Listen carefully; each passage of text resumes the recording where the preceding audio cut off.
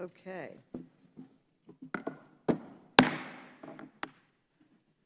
The committee will come to order. Without objection, the chair is authorized to declare a recess of the committee at any time. I now recognize myself for an opening statement. Today, the Committee on Oversight and Reform is holding its second hearing on the January 6th insurrection. As we examine the events of that day, we must keep at the forefront that January 6th was the deadly culmination of weeks of increasingly desperate efforts by former President Trump to prevent the peaceful transfer of power and overturn the lawful results of the 2020 presidential election. Just this morning, the committee released documents we obtained showing that in the weeks leading up to January 6th attack, President Trump repeatedly pressured the Department of Justice to overturn the election he had lost. President Trump sent bogus election fraud claims to Jeffrey Rosen just minutes before he announced on Twitter that he was appointing Mr. Rosen as acting Attorney General. When that didn't work, President Trump used official White House channels and a private attorney to pressure DOJ to file a lawsuit in the Supreme Court to nullify the election, but only in states he lost. When the department refused, President Trump attempted to replace Mr. Rosen with another DOJ official who appeared willing to embrace these conspiracy theories and further the president's corrupt ends. In an email released by the committee, one DOJ official called the conspiracy theories pushed by the White House, quote, pure insanity, end quote. After his efforts to pressure the Department of Justice failed, President Trump grew even more desperate. And so, on the morning of January 6th, he sent an angry, violent mob to the Capitol. The goal was to use violence to stop Congress from certifying that Joe Biden won the election. In other words, Donald Trump was attempting to instigate a coup, or to use his own words as he gave literal marching orders that morning, President Trump wanted the rioters to, quote, walk down to the Capitol, fight like hell, stop the steal, end quote. And the rioters responded. They marched to the Capitol, forced their way inside, violently attacked the police, and put the lives of the Vice President, members of Congress, and their staff in grave danger. Thanks to the bravery of our law enforcement, including the U.S. Capitol Police and D.C.'s Metropolitan Police Department, the mob was defeated and Congress certified the results of a free and fair election. But make no mistake, the men and women on the front lines of that battle faced terrible odds on January 6th. They were beaten, bludgeoned, and pepper sprayed. Many officers from the Capitol Police lacked the equipment and proper training to confront such a violent mob, and others felt they did not receive the instructions and support from superiors that they needed as conditions deteriorated. Is the chairwoman muted? No. Last week, in consultation with Ranking Member Comer, the committee invited the acting chief of the Capitol Police, Yogananda Pittman, to testify today about these challenges. I am very disappointed that Chief Pittman has declined to appear today. However, she has committed to testify, and I can announce today that she will appear before this committee on July 21st. The Capitol Police were gravely unprepared on January 6th, but they could not be expected to repel the worst attack on the Capitol in 200 years on their own. Unfortunately, our committee's investigation has revealed that the federal government failed to sound the alarm before January 6th and was slow to respond once the attack occurred. Today, we are joined by three witnesses who can shed light on those failures. First, we are joined by FBI Director Christopher Wray. The FBI is our nation's leading law enforcement agency and is tasked with preventing domestic terrorism. In the weeks before January 6, online forums erupted with threats of violence against lawmakers and the Capitol. One FBI field office warned that violent extremists were preparing for, quote, war, end quote. Yet the FBI failed to use all of its tools to warn of the looming assault. It did not use or issue a formal intelligence bulletin about the threat, and it did not pass on key intelligence to the leaders of the Capitol Police. 5 months after the attack, we still do not have the full story of these failures because the FBI and Department of Justice have not fully cooperated with this committee's investigation. This delay is unacceptable, and it makes us more vulnerable to yet another attack. Today, we also welcome General Charles Flynn and Lieutenant General Walter Pyatt, who worked on the Army staff on January 6. Neither of these career military officers was in the direct chain of command on January 6, but they both participated in key discussions about how the National Guard should respond. That response took far too long. Documents obtained by the committee show that beginning at 1:30 p.m., top officials at the Defense Department received at least 12 urgent requests for help from the Capitol Police, the mayor, and other officials. But after a series of delays, the National Guard did not arrive until 5:20 p.m., more than 4 hours after the Capitol perimeter was breached. This is a shocking failure, and today we intend to get to the bottom of why it happened. At our last hearing, I was deeply dismayed that some of my Republican colleagues denied basic truths about that day. So let's be clear. The attack was an insurrection. It was not a peaceful protest or a normal tourist visit. It was an insurrection. You don't have to take my word for it. The top Republicans in Congress, Senate Minority Leader McConnell and Republican Leader McCarthy, have both acknowledged that the events of January 6 were, quote, an insurrection, end quote.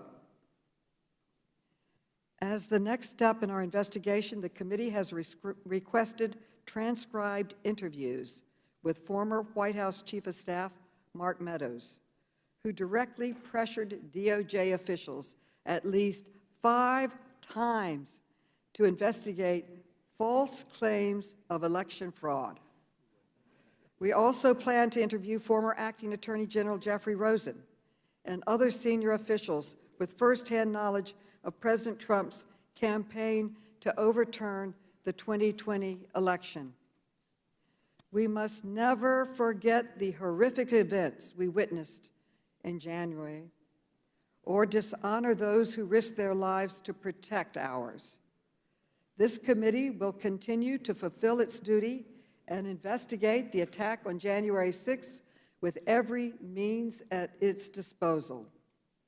Before I conclude, I would like to play a short video to remind everyone of exactly what transpired on that day. Please play the video.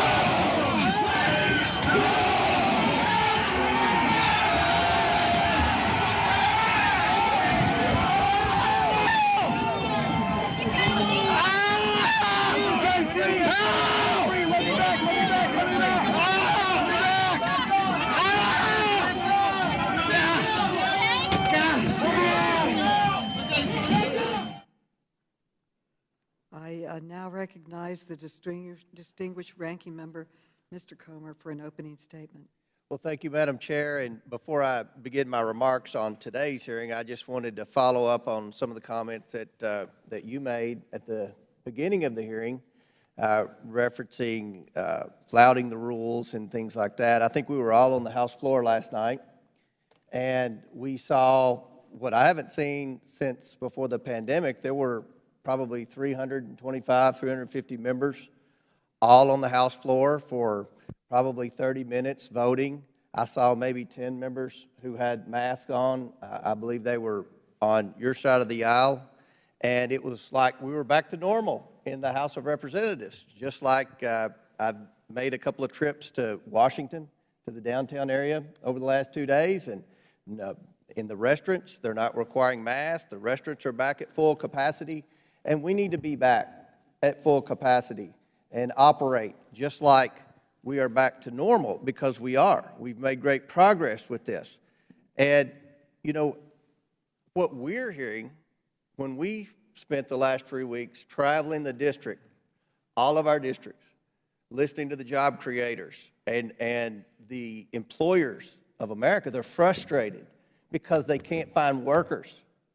It's a bigger problem than inflation. It's a bigger problem than all of these Biden policies that are starting to kick in and be so detrimental to our economy. The biggest problem is the lack of workers. And we need to demonstrate in Congress, we need to show leadership that we're back to normal. We're going to get back to normal. We're going to get back to work in person. And that's what we are very happy to demonstrate here today. So I just wanted to make that statement, and I certainly hope that we can continue the work and the demonstration that we're leading on this, and that we can have in-person hearings with in-person witnesses, and that we can get back to normal and do the business of the people. We would love to have a lot of hearings, and we send you letters almost every other day requesting certain hearings. When you talk about the rules, we've requested many times to have Dr. Fauci come and explain what he meant in those emails that have become public. We would love to ask questions as we try to lead and get our economy back to normal. So there are a lot of things that I think this committee can do together in a bipartisan way, and I'm glad to see everybody back in the committee room. And we'll get started with today's hearing. And I must say, today's hearing appears to be part of a pattern by Democrats to hold unproductive, partisan hearings to advance a political narrative rather than make our government more efficient, transparent, and accountable to the American people. Last week, this committee held its second hearing on the opioid crisis by discussing a bankruptcy bill that isn't even in this committee's jurisdiction. The Democrat star witness for that hearing was a Democrat donor and book author who had no knowledge of bankruptcy and provided zero new information to this committee. In what has become a trend, this week, the committee is holding its second hearing on the events of January 6th. This second hearing will also likely provide no new information. That's because the Democrat star witness, FBI Director Christopher Wray, has already testified multiple times before Congress about the events of January 6th. In fact, just last week, he testified for 5 hours before the House Judiciary Committee, answering dozens of questions that will likely get repeated for him here today. Last month, the committee's first hearing on the events of January 6th uncovered absolutely zero new information. Even CNN called the hearing unproductive. Democrats seemed upset that witnesses could not answer questions due to long-standing executive branch privileges and interests that have been upheld by the courts for generations. So today, the Democrats want to try again. Unfortunately, they aren't going to do much better. Director Wray cannot talk about ongoing investigations and ongoing matters. It's the nature of his job, and it's the same stance held by his predecessors. The Democrats know this.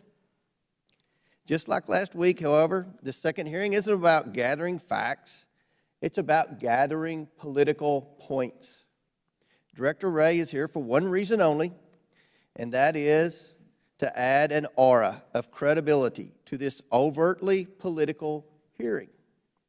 That's because the Democrats have invited none other than Michael Flynn's brother, Charles Flynn. They've also invited Lieutenant General Walter Pyatt. Combined, these two individuals have nearly 80 years of decorated service in the U.S. Army. They were not in the chain of command on January 6th. They did not have the ability to order troops to move or to order them to stay on January 6th. They didn't have that ability. Democrats want them to testify about a single phone call on January 6th that they may or may not have been on, let alone participated in. If Democrats really wanted answers, they would have demanded or subpoenaed Acting Chief Pittman to testify at one of their two hearings on the January 6th attacks. Instead, they left it to us, the committee Republicans, to invite the acting chief, which we did. Of course, unfortunately, the minority does not have subpoena power. Pittman served as the head of the Capitol Police Intelligence Unit on January the 6th. I mean, how can you have a credible hearing, much less two credible hearings on January 6th, when you don't invite the acting Capitol Police Chief, who just so happened to be in charge of intelligence on January 6th? Given last week's bipartisan Senate report outlining her ineffectiveness leading up to January 6th, her presence here today would have been productive. But she declined to be here today. Instead, she is in her office just steps away from this room, watching another hearing on TV, a hearing that she claims she may need to respond to in some fashion. It's no wonder that 92% of the rank and file disapprove of the job she is doing. Every one of us here wants answers. But because she never worked for President Trump, the Democrats have shown no inclination to compel her testimony. It seems her testimony wouldn't fit into Democrats' constructive partisan narrative of the events of that day. Unfortunately, politics is only lens through which Democrats seem to conduct committee business these days.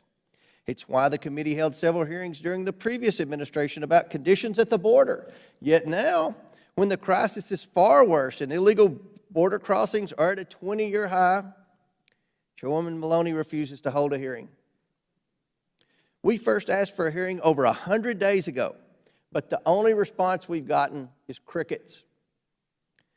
And with mounting evidence COVID-19 originated from the Wuhan lab, Republicans have repeatedly called on Democrats to investigate the origins of the virus to help prevent future pandemics. But Democrats have refused. Instead of holding communist China accountable, Democrats say they will only continue to investigate the Trump administration. Under the leadership of Democrats, this committee is not about finding the truth. It's not about conducting meaningful oversight. It's only about politics. It's past time, Democrats, to get back to this committee's mission of identifying and preventing government waste, fraud, abuse, and mismanagement, and ensuring the federal government is effective, efficient, transparent, and accountable to the American people. Today's partisan hearing fails our committee's mission. The American people deserve answers about the attack on the U.S. Capitol and expect transparency and accountability from their leaders. But sadly, today's hearing shows Democrats continue to prioritize politics over the American people. Madam Chairman, I sadly yield back. The gentleman yields back. Ms. Pittman will be testifying before the committee on July 21st. Now I would like to introduce our witnesses. Our first witness today is the Honorable Christopher Wray, who is the Director of the Federal Bureau of Investigation. Then we will hear from Lieutenant General Walter Pyatt, who is the Director of the Army Staff. Finally, we will hear from General Charles Flynn, who is the Commanding General of the U.S. Army Pacific. The witnesses will be unmuted so we can swear them in. Please raise your right hand. Do you swear or affirm that the testimony you are about to give is the truth, the whole truth, and nothing but the truth, so help you God? Swear. Let the record show that the witnesses answered in the affirmative. Thank you. Without objection, your written statements will be made part of the record. With that, Director Wray, you are now recognized for your testimony. Good afternoon, Chairwoman Maloney, Ranking Member Comer, and members of the committee. Thank you for this opportunity to talk about the FBI's work leading up to and following the siege here at the Capitol on January 6th. It's been more than 5 months since the violence and destruction of that day, and I'm no less appalled today than I was then, and no less determined to do our part to make sure that it never happens again. On January 6th, our country witnessed an angry mob attack the U.S. Capitol in a failed attempt to interfere with our democratic process. An assault where you, the members of Congress, were victims, but where all Americans, in a sense, were victimized, and more than 100 law enforcement officers were injured in just a few hours. Such acts of domestic terrorism are an affront to the rule of law and have no place in our democracy. And the FBI's agents, analysts, and professionals, alongside our partners, have been working around the clock to track down those who participated in the attack, to hold them accountable. We've already made close to 500 arrests, with more sure to come. Unfortunately, January 6th wasn't an isolated event. Domestic terrorism has been and continues to be a top concern for the FBI, so much so that over the past 3 years, we doubled our domestic terrorism investigations and arrests, in no small part because of the rise in racially and ethnically motivated violent extremists, which I elevated to our highest threat priority level back in 2019, and because of the rise in violence from anti-government, anti-authority actors over the past year, including on January 6th. I've also repeatedly highlighted the severity of the threat more than a dozen times in testimony over the years since I took office. Now, thankfully, the FBI is far from alone in this fight. Earlier today, Attorney General Garland announced the first ever national strategy for countering domestic terrorism. The strategy calls for a sweeping response to the pervasive domestic terrorism problem, one that demands attention from all of us. It serves as a commitment from the U.S. government to work with our state, local, and foreign partners, and with private sector partners to share domestic terrorism-related information, prevent domestic terrorism recruitment and mobilization to violence, and disrupt terrorist activity here in the homeland before it happens. It's also a thoughtful response that carefully balances American safety and security with the civil rights and civil liberties we all cherish. Before I take your questions, I do want to talk for just a moment about an issue that was front and center during the riots on January 6th, and that also hits very close to home at the Bureau.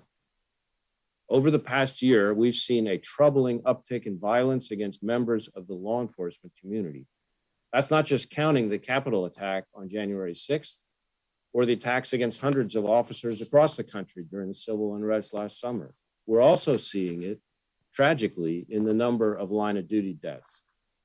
In just the first 5 months of 2021, 37 officers have been murdered on the job, far surpassing the number from this time last year. Now, put that in perspective, that's almost 2 law enforcement officers violently killed every week.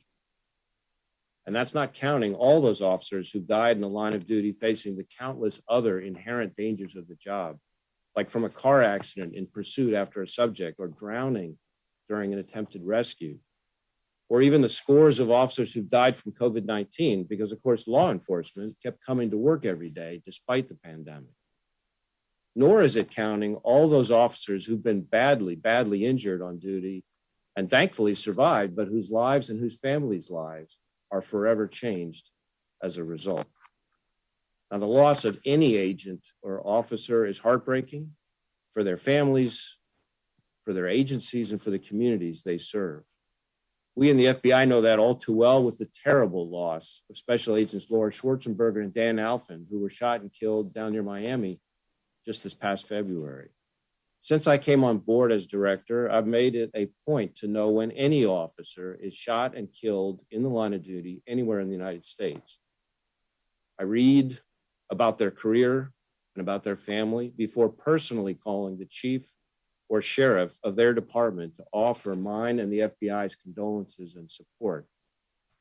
Since August of 2017, when I started in this job, I've made more than 200 of those calls.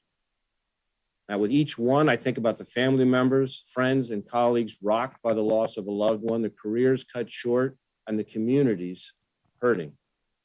And I bring this up today because if we're not careful, we could find ourselves taking for granted the sacrifices law enforcement officers and agents make every day to keep all of us safe. It takes a pretty special person to get up in the morning and be willing to put his or her life on the line for a total stranger. And to do that every day, year after year after year, for an entire career is extraordinary. So we owe a debt of gratitude and a heck of a lot of respect to the brave men and women who choose to protect and serve their fellow Americans. People like the Capitol Police and Metro PD officers who bravely defended you and this building on January 6th. And especially those who've made the ultimate sacrifice, like Dan Alphen and Laura Schwarzenberger, whose memories we honor every day through our work, along with the countless others we as a nation have lost throughout the years. All of us here today have a shared responsibility to take a stand, to protect our communities, to support those who serve in law enforcement, and to condemn violence regardless of its motivation. And we in the FBI are ready to use all the tools at our disposal to do just that, to uphold the rule of law and to fulfill our mission to protect every American. Thank you for this opportunity to appear before you today and for your continued support of the FBI. I look forward to your questions. Thank you for your testimony. Lieutenant General Pyatt, you are now recognized for your testimony. Lieutenant General. Chairwoman Maroney, Ranking Member Comer, and distinguished members of the House Committee on Oversight and Reform, good afternoon. My name is Walter Pyatt.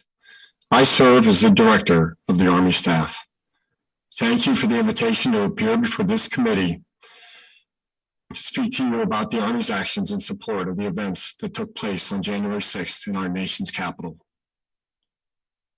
Before I begin, I would like to extend my sincere and lasting gratitude to the brave men and women who heroically defended the Capitol on January 6th, and without question, saved many lives. I also wish to extend my deepest sympathy to the families who lost loved ones that day. On the days leading to 6 January, my role was to assist then Secretary of the Army, Ryan McCarthy, and to ensure that the Army staff provided the DC National Guard with the resources they required to accomplish their mission. The Army's role on 6 January began as unarmed support by the DC National Guard to the Metropolitan Police. By midday, the mission had changed drastically to respond to the attack on the Capitol. That change in mission was unforeseen, and we were not positioned to respond with immediate support. My involvement with our response to this emergency began shortly after entering the Secretary of the Army's office at 2:20 p.m. to provide a report of a suspicious package. While I was there, a panic call came in reporting several explosions in the city. To understand the situation and to identify what was needed from the Army, Secretary McCarthy convened a conference call.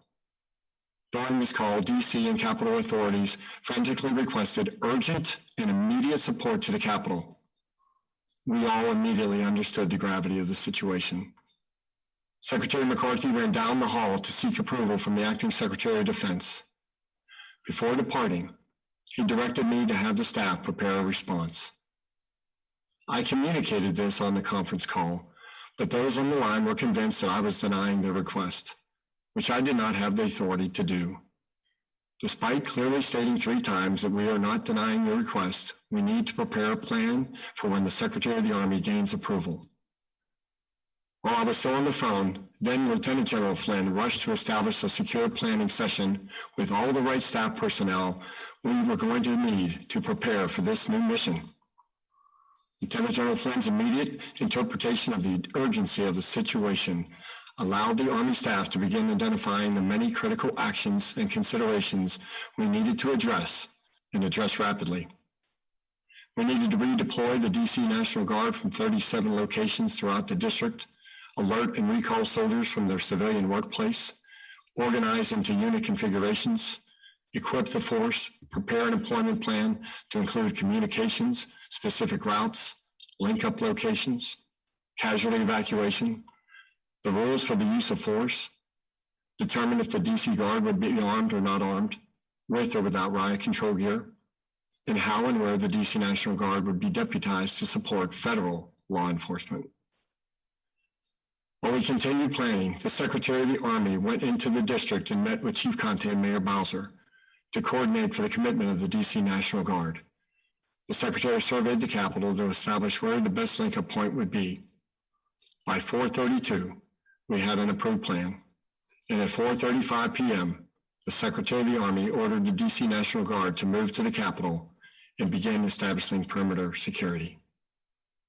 Once the DC National Guard was committed, the Army staff continued to prepare and conduct planning to receive additional forces, identify what barrier material would be needed and where it could be found, how it would be contracted for, and employed and in place to enhance the protection of the Capitol. On January 6th, our Capitol was attacked, breached, and penetrated. Your lives, those of your staff, the U.S. Capitol Police, and many others were threatened by a dangerous mob. Our collective mission now is to learn from this event and ensure an event like this never happens again. I hope that my testimony today will prove useful to that end. Thank you. I am prepared to answer your questions. Thank you for your testimony. General Flynn, you are now recognized for your testimony. General Flynn. Chairwoman Maloney, Ranking Member Comer, distinguished members of this committee, good afternoon.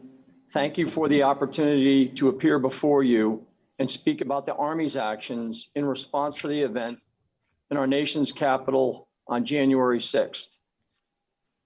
I served as the Deputy Chief of Staff at G357, the equivalent of the Chief Operating Officer for the Army's 1.2 million soldiers. I was in charge of operations plans, training, and strategy. As an American citizen, I was shocked and I was angered at the events of January 6th.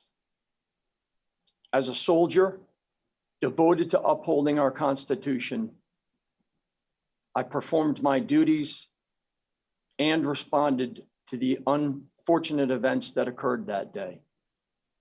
To that end, I will address two areas today: my organization's activities and my individual actions.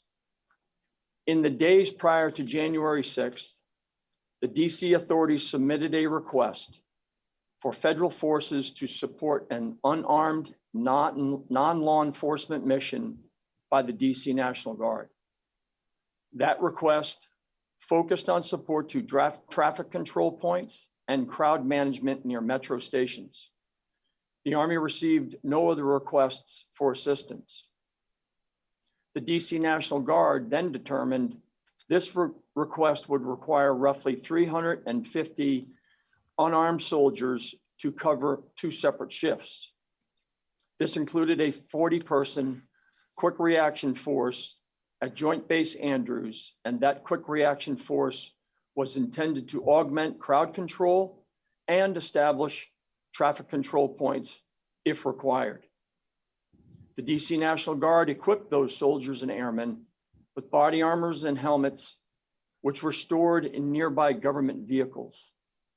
Riot control gear, such as shields, leg protection, and full face shields, remain stored at the DC Guard Armory. Because the National Guard forces, including the Quick Reaction Force, were never requested to serve as a riot control force, my Director of Current Operations, a Brigadier General, validated these requirements, and with Secretary McCarthy's endorsement, Acting SecDef Miller approved the request and assigned the mission on Monday, January the 4th. I'll now transition and describe my actions on January the 6th. Early that afternoon, I was holding a meeting in my office. At approximately 2:21, I was alerted that the Capitol was under attack and that Secretary McCarthy's office had requested me to move to his office. Not yet knowing the scope of the problem, I moved quickly to Secretary McCarthy's office. I saw him walking out while giving instructions to numerous staff members that were already in the room. He was already on his way to meet with Acting SecDef Miller. My Director of Current Operations, a Brigadier General, was with him. Continuing further into his office, I saw the Director of the Army Staff, Lieutenant General Pyatt, in the rear of the room. He was standing over a speakerphone, and he was the only person in the office speaking on the call. Reaching his side, I recall hearing an unidentified person on the other end of the speakerphone tensely ask, "Are you denying our request?" General Pyatt responded with words to the effect, "I am not denying your request. I am waiting for an answer from Secretary McCarthy, who is with the Acting Secretary of Defense presently. In the meantime, we should develop a plan." Seconds later, I recall a second question from a second unidentified person who asked, "And to be clear, are you denying our request for National Guard forces to be used?" General Pyatt's response was similar to his first statement. I immediately realized the gravity of the situation, and it was very, very serious. Both speakers on the phone sounded highly agitated and even panicked. I recognized General Pyatt's calm demeanor. It was a combat experienced leader reacting to an otherwise violent and unpredictable event. I then realized, as General Pyatt has said, the situation required the Army staff to rapidly develop and execute a plan. As the Chief Operating Officer, I needed to initiate those efforts with absolute urgency, and I did. Having been in the room for roughly 4 minutes, I quickly moved to my office and began coordinating with numerous Army staff leaders across our large staff and across other Army commands, so that we could rapidly facilitate and execute any decisions made by Secretary McCarthy and Acting Secretary of Defense Miller. This team of over 40 officers and non-commissioned officers immediately worked to recall the 154 DC National Guard personnel from their current missions, reorganize them, re-equip them, and begin to redeploy them to the Capitol. We also began to coordinate for the arrival of neighboring states that were committing National Guard forces into the District of Columbia. Simultaneously, we had to gather materials, do surveys, and plan for barrier materials to be moved to the Capitol in order to protect that institution and you, and many, many other tasks. This work continued with utter focus and urgency throughout the night of January 6th and well afterwards. The DC National Guard's airmen and soldiers' response that day on January 6th is an absolute testament to their dedication to duty and their unquestionable defense of the Constitution of the United States. However, the events of January 6th must never be able to occur again. We must address the circumstances that allowed it to happen. Thank you for conducting this hearing. Thank you for asking me to appear before you. And thank you for seeking my perspectives on the Army's actions that day. I look forward to your questions. Thank you, General Flynn. I now recognize myself for 5 minutes for questions. Director Wray, stopping terrorism is the FBI's top investigative priority. On January 6th, the Capitol was overrun by domestic terrorists, and it has become clear that the FBI failed to take threats of violence seriously enough before the attack. Director Wray, when you testified before the Judiciary Committee last week, you said, and I quote, "Aware of online chatter about the potential for violence, but were, quote, not aware that we had any intelligence indicating that hundreds of individuals were going to storm the Capitol itself," end quote. But the threats, I would say, were everywhere. The Norfolk Field FBI office notified your office.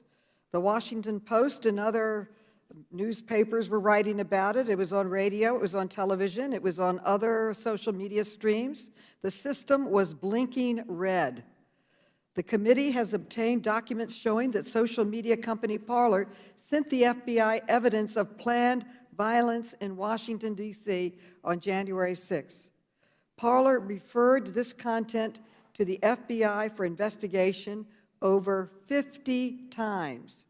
And according to the company, quote, even alerted law enforcement to specific threats of violence being planned at the Capitol, end quote. I'd like to ask about one tip in particular. The committee has obtained an email in which an employee from Parler shared a social media post with an FBI liaison.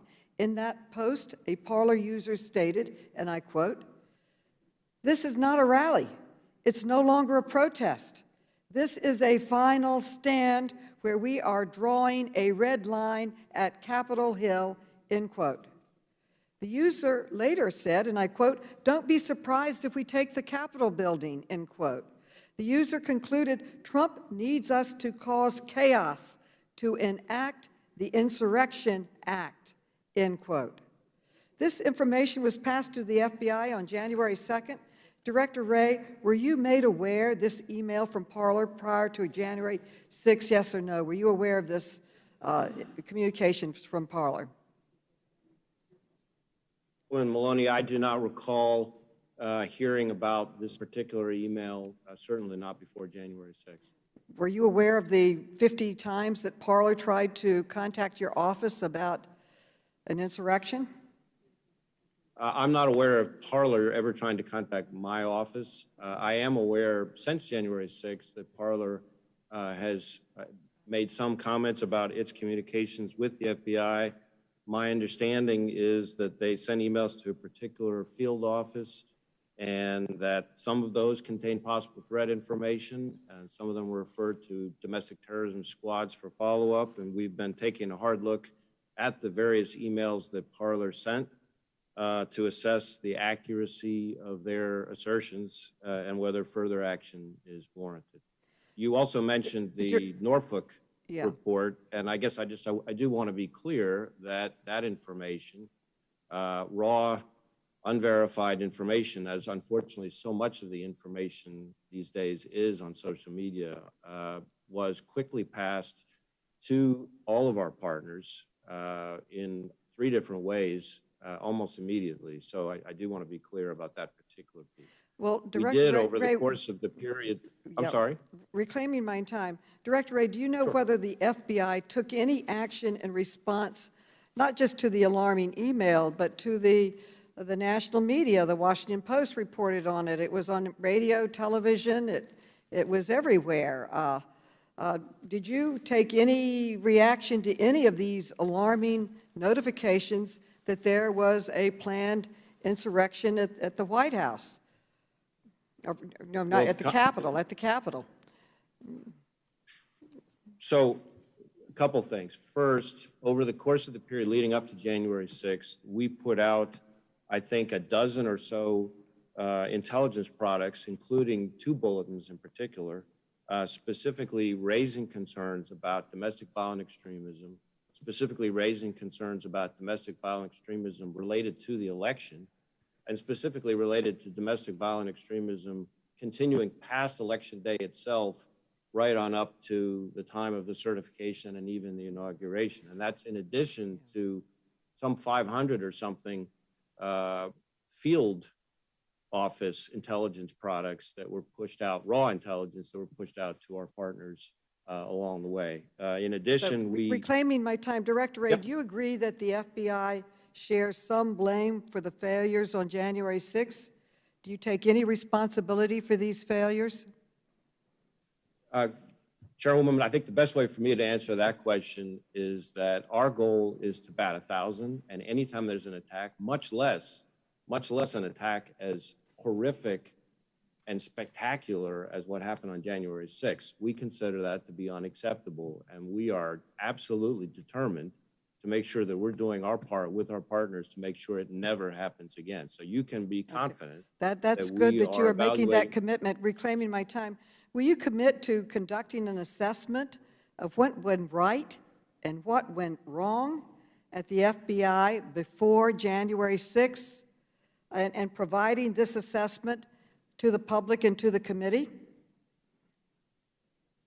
Evaluating how we can do better. I also want to make sure that I don't get in the way of, as you may know, there's a Department of Justice Inspector General review that I think is relevant to this as well. And so I'm going to be very interested in hearing what the Inspector General. Well, I would So say we'll have to that work through the all that. Inspector General has a different role. I think it's very normal to assess what went right and what went wrong during a crisis. We're asking for an assessment.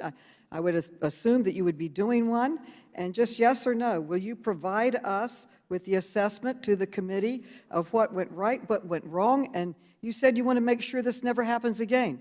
What are the steps the FBI are taking that this never does happen again? I think that's a very fair and reasonable request. Absolutely. There's no problem with us trying to give you more information about the changes that we're making, the improvements, enhancements we're making to ensure that this doesn't happen again. And I must conclude by saying that we're very disappointed at the response from the FBI on the document requests that we have sent out with 5 other committee chairmen. We sent it back in March, nearly 3 months ago. And will you, yes or no, commit today to providing a complete response to these requests by the end of this month? I know that we've been trying to do our part to get you the right information. I know we've produced about 500 or so pages of intelligence products, but I agree that we need to do better and have move faster, and I've asked my staff to look for ways to expedite the process. I do want to be clear that it is trickier than it might sound, and the reason for that, which is an important reason that I want the whole committee to understand, is that we are totally immersed right now in making sure that our ongoing investigations and now 500 or so prosecutions to hold accountable the people who assaulted you all go forward and are protected. And so managing the document production while protecting the integrity of those cases with some very strong-willed judges who have very clear views about publicity and things like that are things that we have document to manage. production is very, very important. We expect you to comply with it. I now recognize the gentlelady from North Carolina, Mrs. Fox. You're now recognized, Mrs. Fox. Thank you, Madam Chairman. Generals Flynn and Pyatt thank you for dedicating your lives to the service of our nation. I also give my profound thanks to all the police officers in this country and the Capitol Police who risk their lives every day to protect us and others. As I stated at part one of this hearing on May 12th, if the goal of this hearing is to explore the circumstances surrounding January 6th and why it happened as it did, I would expect to see Capitol Police at this hearing, end quote. And the very title of this hearing, Unexplained Delays and Unanswered Questions, begs the issue of why the acting chief of the Capitol Police is not here. Republicans have asked the chairwoman to invite the acting U.S. Capitol Police Chief, Pittman, to testify, but unfortunately the chairwoman declined, and the chief declined our invitation to come so she can watch a different hearing at this time. On January 6th, acting Chief Pittman was head of protective and intelligence operations and was responsible for receiving the intelligence sent to the Capitol Police about what was expected to happen that day. Judging by the fact that the rank and file members of the Capitol Police were caught unawares, and my sympathy is with all of them, I cannot help but wonder exactly what intelligence was received and what was done about it. What we know is that on January 3rd, President Trump authorized Acting Secretary of Defense Miller to activate the D.C. National Guard if requested. That fact alone indicates that some officials in our government with access to high-level intelligence knew that January 6th could be problematic. In order to find out the truth of what happened on January 6th, those in charge of the Capitol Police must testify to what they knew and be held accountable. Director Wray, I have several questions for you, and I'm going to ask you please to answer very quickly and with one word, which will suffice in most cases. I applaud your commitment to bringing those who incited and engaged in violence on January 6th to justice. You've stated before that you expect more serious charges against people involved in the events of January 6th. Are those charges likely to include conspiracy? Yes or no? Yes. In your legal opinion, if someone were to be charged with conspiracy to commit a crime, are they likely also to be charged with incitement? Yes or no? I'm not sure I can give you a yes or no on that one because it depends a lot on the circumstances. Then I'll ask for a written statement after the hearing. In your legal opinion, if individuals are charged with conspiracy to commit a crime, is it likely that an outside individual would also be charged with inciting them to commit their crimes?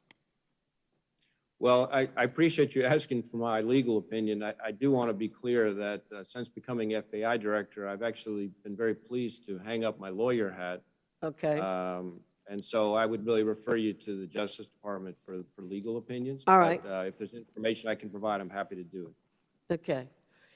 Director Wray, you can't tell us anything about what communications were made in advance of January 6th between U.S. Capitol Police and the Capitol Police Board regarding the presence of National Guard troops because you wouldn't have been involved in those conversations. Isn't that true?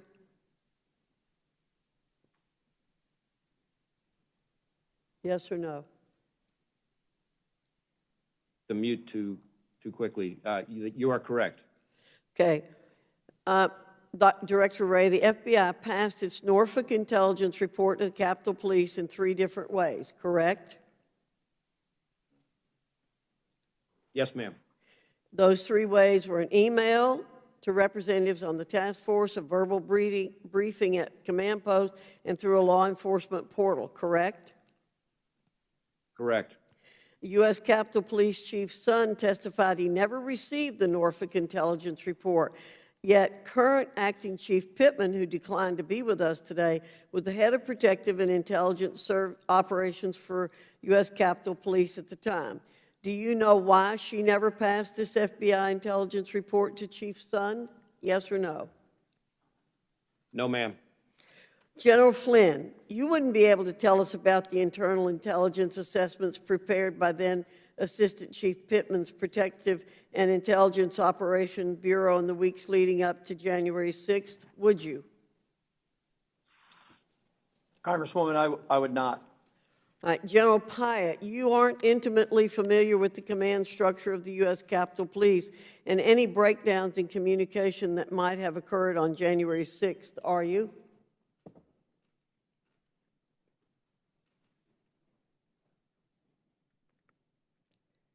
General Pyatt.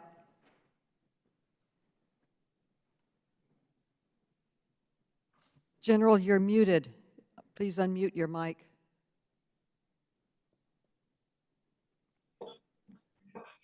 Can you hear me now, ma'am? Yes. Yes.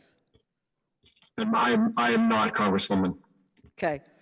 Madam Chair, I have one more question because of the time that's elapsed with the mute buttons being on. Director Wray, in February, the U.S. Capitol Police Union voted on the confidence they had in Acting Chief Pittman. Do you know what the results of that vote were? I do not.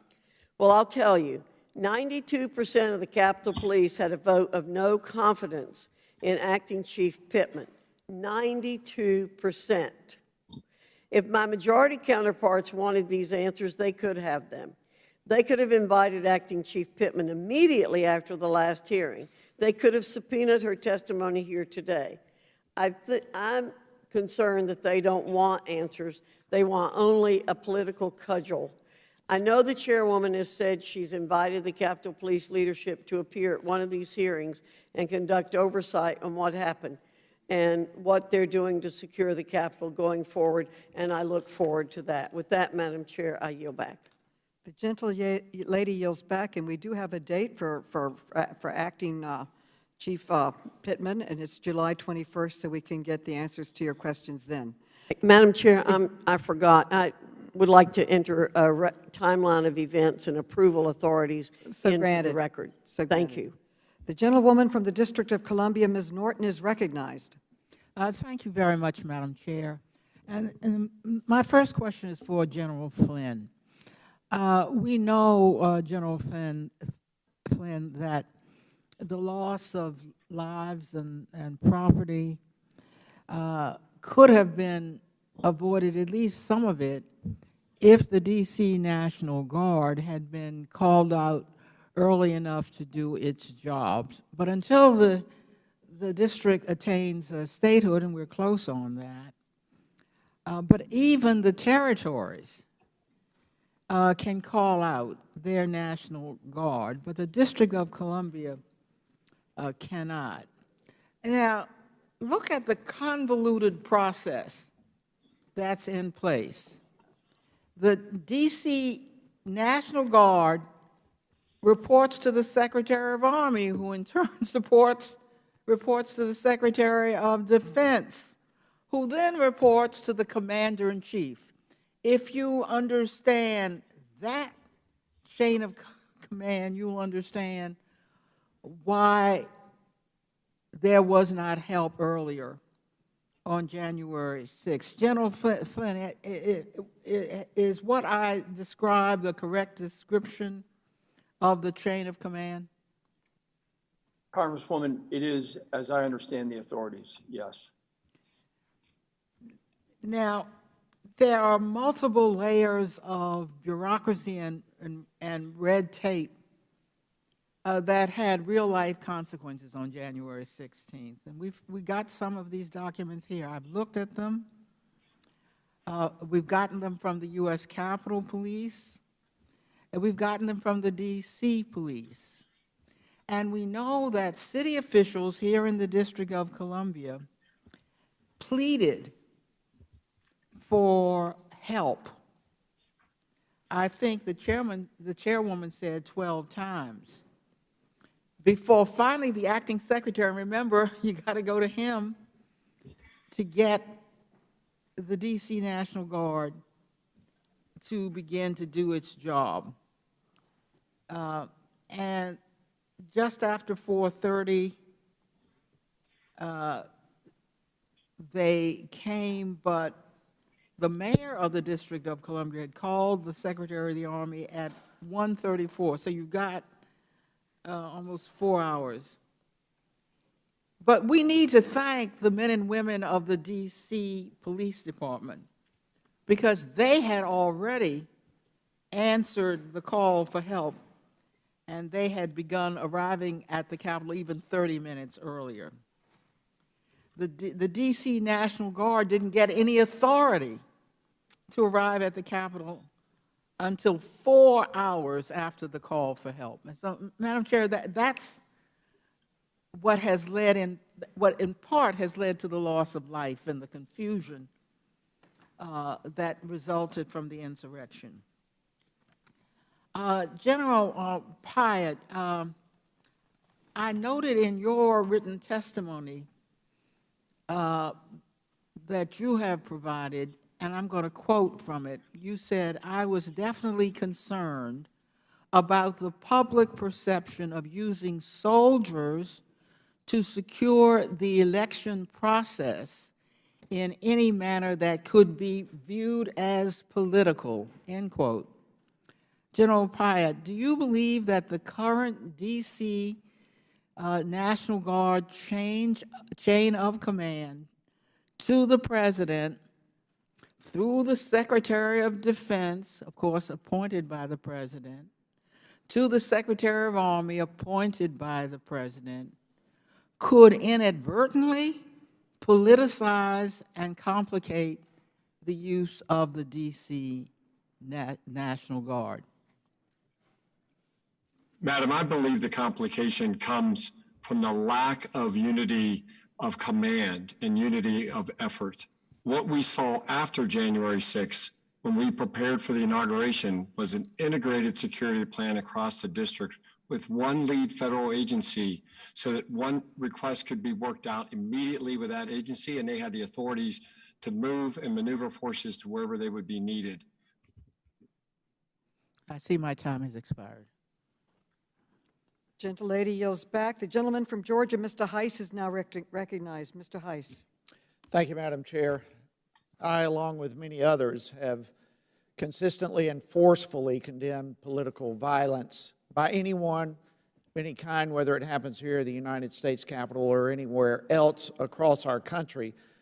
Law and order is critical for us to preserve a peaceful republic, and anyone breaking our laws should be held accountable. This is what we refer to as equal justice for all. Beginning under President Trump, the FBI and the Department of Justice worked hard, tirelessly, to investigate and prosecute those who were involved in criminal behavior and violence here at the Capitol on January 6th, as well they should have. But I'm troubled that reportedly dozens of individuals from the January 6th riots have been held without bond in solitary confinement for up to 23 hours a day. Even Senator Elizabeth Warren has said that solitary confinement is a form of punishment that is cruel and psychologically damaging. She went on and said that in relation to those involved in January 6th, that we're talking about people who haven't been convicted of anything yet. Even the ACLU expressed similar concerns, saying that solitary confinement is torture. Director Wray, you have mentioned a couple of times now some 500-plus prosecutions from January 6th. Your work in that regard we all appreciate. I'm curious, though, how many of those are in solitary confinement? Congressman, I thank you for your appreciation for our work. I don't know the number that would be held under those conditions. That's a decision made by the court in conjunction with the Justice Department prosecutors. So I'm afraid I don't have that number or estimate for you. So you have no idea how many are in solitary confinement. This is something that's being pretty well reported. I would think you would have some degree of knowledge and information. You're saying you don't know. I don't keep up on the terms of confinement or detention. Would you consider it standard operating procedure to hold Americans who have yet to stand trial to be held in solitary confinement? I'm not sure I could say one way or the other on that. Certainly there are plenty of situations where that occurs. So it would have to depend on the circumstances of the particular case, and I do want to be very careful not to be commenting. Well, there's a great deal of concern with this. Let me move on. I started by early talking about equal justice for all. Last summer, our nation was rocked by months of violence all across our country following the death of George Floyd. In fact, from May 26 to June 8th last year, Black Lives Matter and Antifa riots caused over $2 billion in property damage. It's estimated here at the Capitol, it was on January 6th, somewhere in the neighborhood of $1.5 million.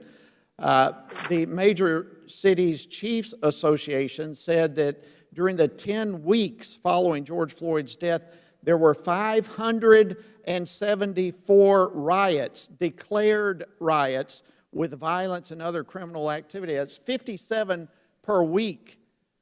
Americans lost their lives. There were severe injuries, including over 2,000 law enforcement. And yet the Democratic Party to this day has yet to even hold a single hearing on the BLM and Antifa riots. It's stunning to me. Many of my Democratic colleagues pretend that the chaos never happened. Others promoted, actually, and encouraged it. And frankly, the left, along with the allies of the liberal media, pushed a false narrative that these were somehow peaceful protests, while we watched burned police stations, besieged courthouses, looted businesses, assaulted police officers, and on and on and on. And I'm concerned, Director Wray, that we are, all that somehow is resulting in a less than aggressive investigation, prosecution, and sentencing on the federal level.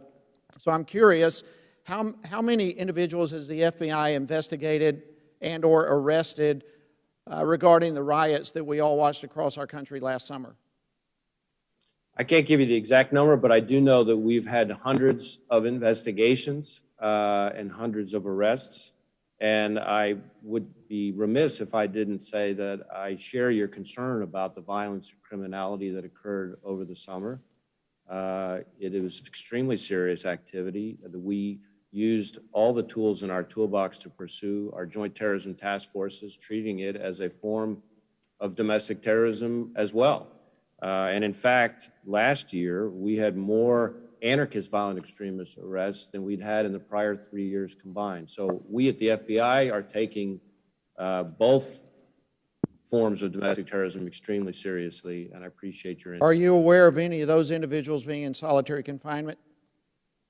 Well, again, same answer as in connection with the January 6th arrests. I just All right, don't, Director Wray, thank you. I get the point. I'd love to ask about the Durham report, the Hunter Biden laptop, Hunter's business dealings in China, and a host of other things.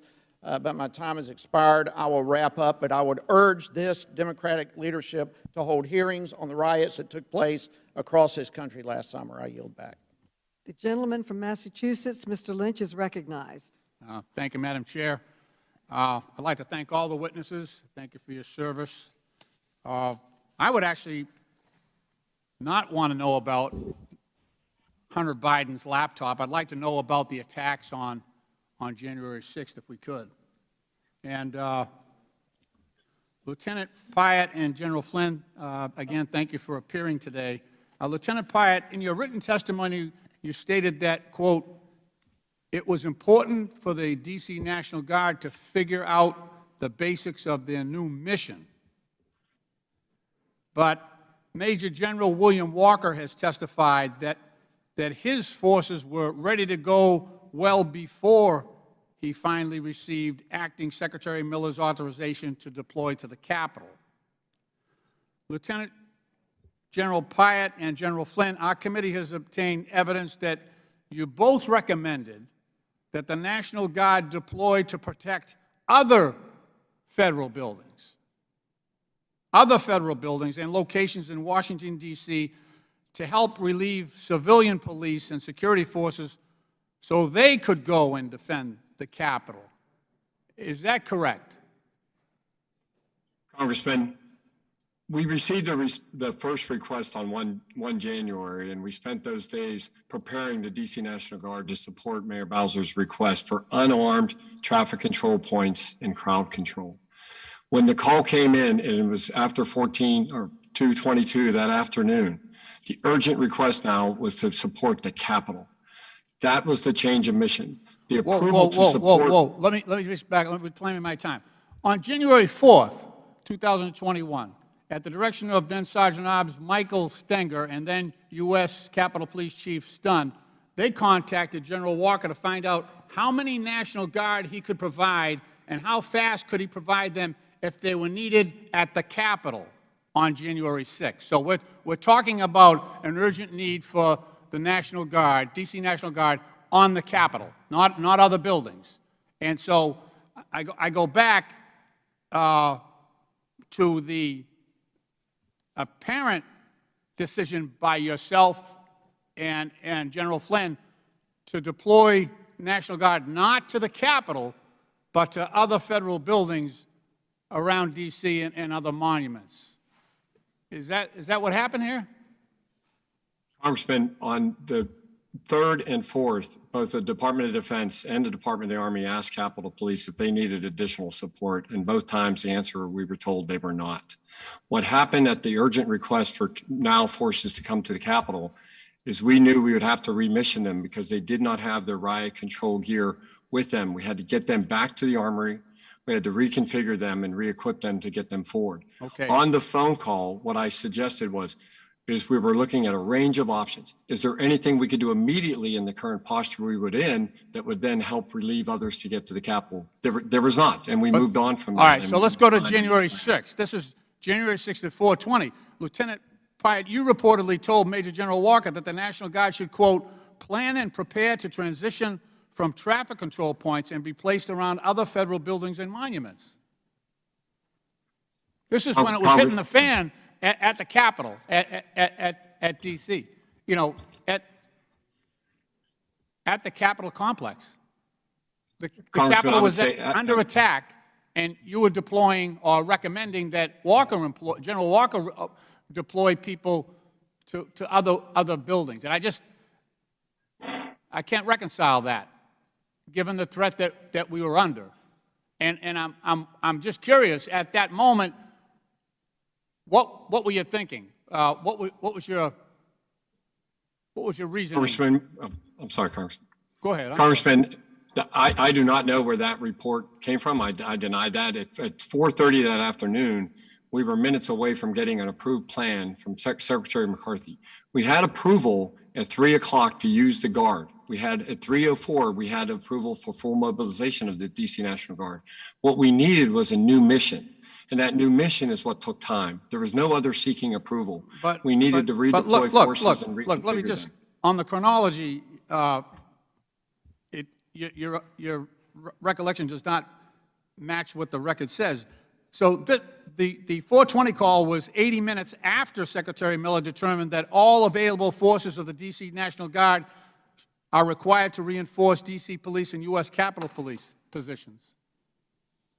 So it almost seems like we're deploying the National Guard or recommending their deployment away from the Capitol. And I haven't got a good answer on that, and I'm not getting one today. Congressman, I would refer to the U.S. Army report of operations on 6 January that we submitted to this committee. The timeline was that we had approval at 3 o'clock after the 2:30 phone call. We had approval to mobilize at 3:04. Then we needed to have a plan which required the redeployment of the Guard, reconfiguration, re-equipment, now to go into a mission that they were not previously conducting. They were conducting an unarmed traffic control point. That was the time we needed, and we recalled people from their civilian workforce. What the DC National Guard did in those short hours was extraordinary. Now, when people's lives are on the line, two minutes is too long, but we were not positioned to respond to that urgent request. We had to re-prepare, so we would send them in prepared for this new mission. Madam Chair, my time has expired. Thank you, General. I yield back the balance of my time. The gentleman yields back. The gentleman from Wisconsin, Mr. Grothman, is now recognized. Thank you. A few questions for all of you. And I don't know the answers or not, but these are, I think, the type of questions that people back home are concerned about.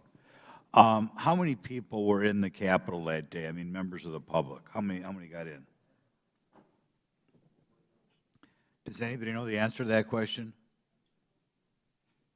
And it's Director Wray. I don't know that we have a reliable estimate, but certainly we've already arrested close to 500, and we have hundreds of investigations that are still ongoing beyond those 500. I know Senator Johnson got a limited amount of video, and he's having his staff try to figure that out. I mean, we're about 5 months after this took place. We still don't know how many people are in the Capitol. You can't just give me that 1,100, 800, we don't know, huh? We don't know. Okay.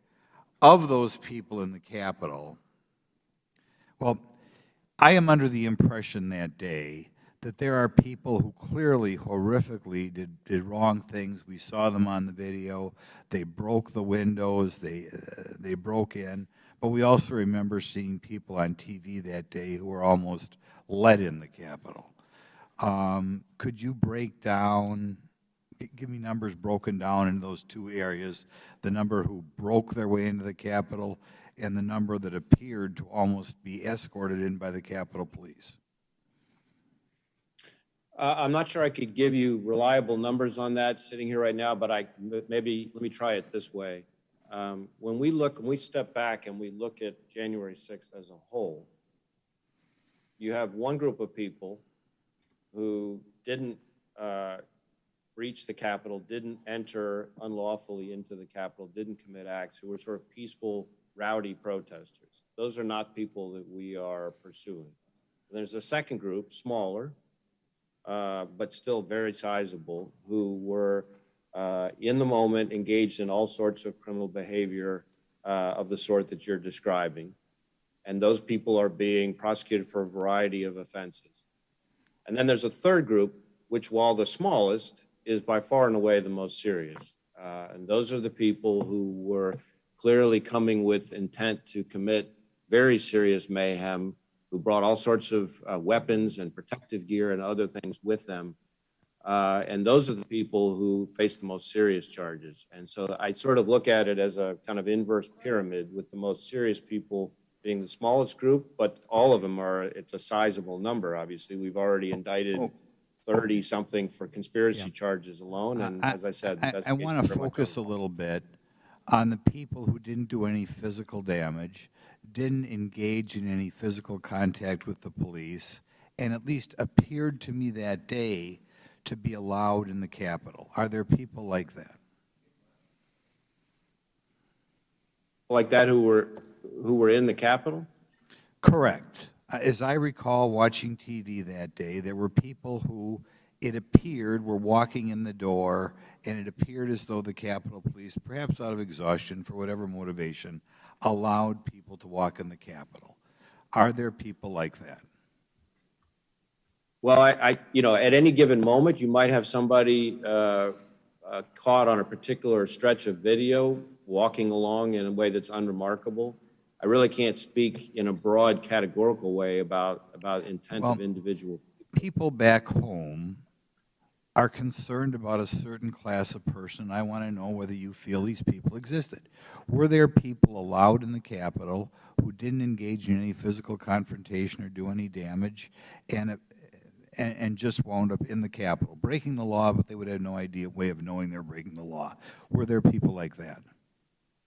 I really can't give you an assessment of that at this stage. That's why we're investigating, and that sometimes investigations lead to charges and sometimes they don't.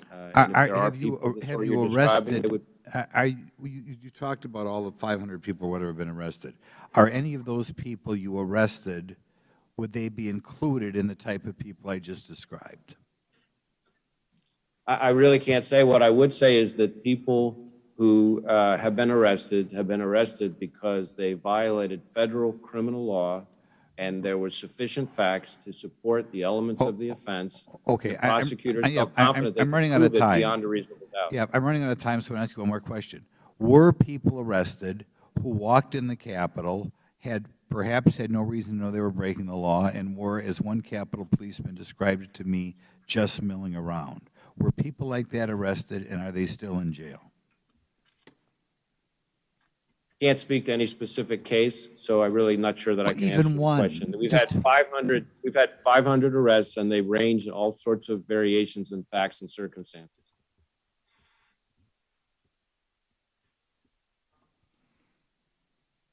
The gentleman's time expired. The gentleman from Virginia, Mr. Conley, is now recognized. Thank you, Madam Chairwoman.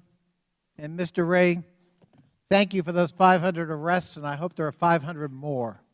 I hope everyone who participated in this outrage is held to account and brought to justice. I might also say, Madam Chairwoman, listening to our colleagues on the other side of the aisle, reminds me of the musical Chicago, where Richard Gere says, when you can't win an argument, razzle-dazzle, distract them, do the shuffle. Talk about Fauci. Talk about masks. Talk about anything but a violent insurrection that cost 7 lives, 5 here and 2 suicides, because 2 cops internalized the failure that occurred in January 6th on themselves.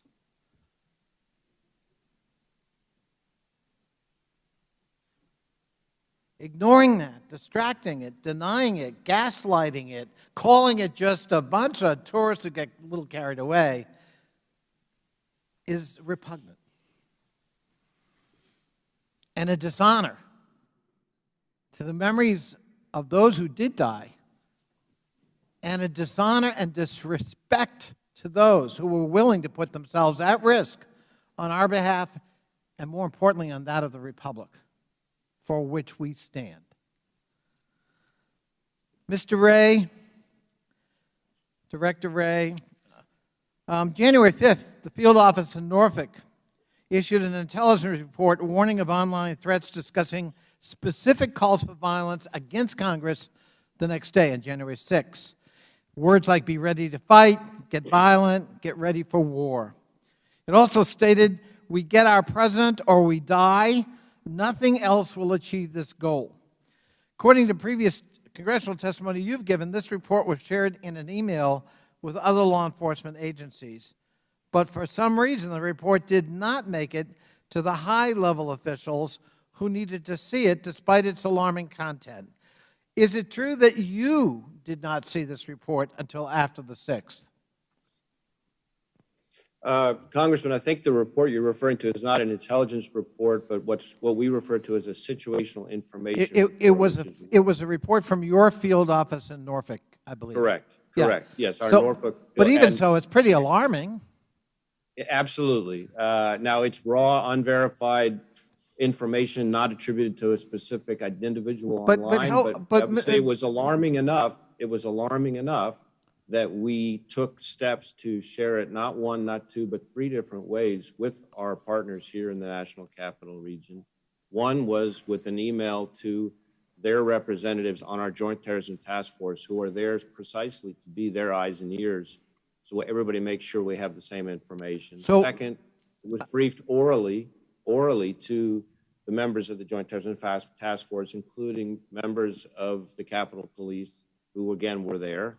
And then third, on our law enforcement portal, which exists for the very purpose to share information with our partners about potential threat information. Did anyone alert the Capitol Hill Police Chief at the time, Stephen Sund, to the existence of this very alarming field report? I'm not aware of whether he was alerted by anybody in his own department or elsewhere, but certainly it was shared with the Capitol Police. But you are aware of the fact that that police chief, former police chief, in fact, has testified he was not made aware of it before the 6th. I'm not sure that I'm completely up on what former Chief Sund has or has not testified. Okay. I really wouldn't want to characterize Was the Senate Sergeant at Arms, Michael Stenger, or the House counterpart, Paul Irving, made aware of this report prior to January 6th? I don't know the answer to that.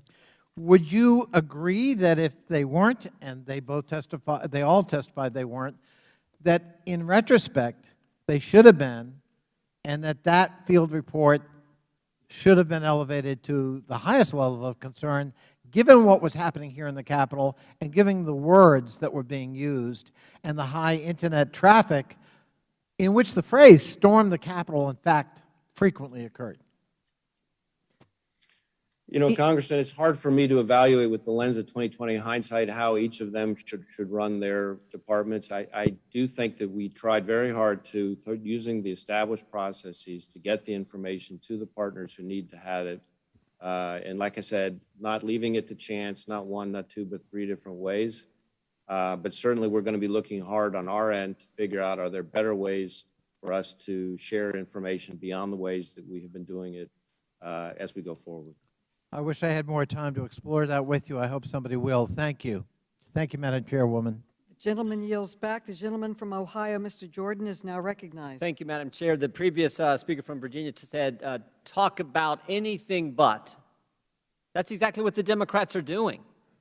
That's exactly what they're doing. They don't want to talk about the crisis at the border. We've yet to have a hearing in this committee, the Government Oversight Committee, about the crisis at the border. They don't want to talk about the huge increase in crime because Democrats all over this country and municipals and cities are defunding the police. They don't want to talk about inflation, the increased price of gas. They don't want to talk about the fact that every single employer I talk to in our district, I bet it's the same in yours, can't find people to work, because when you pay people not to work, you shouldn't be surprised when you don't have workers.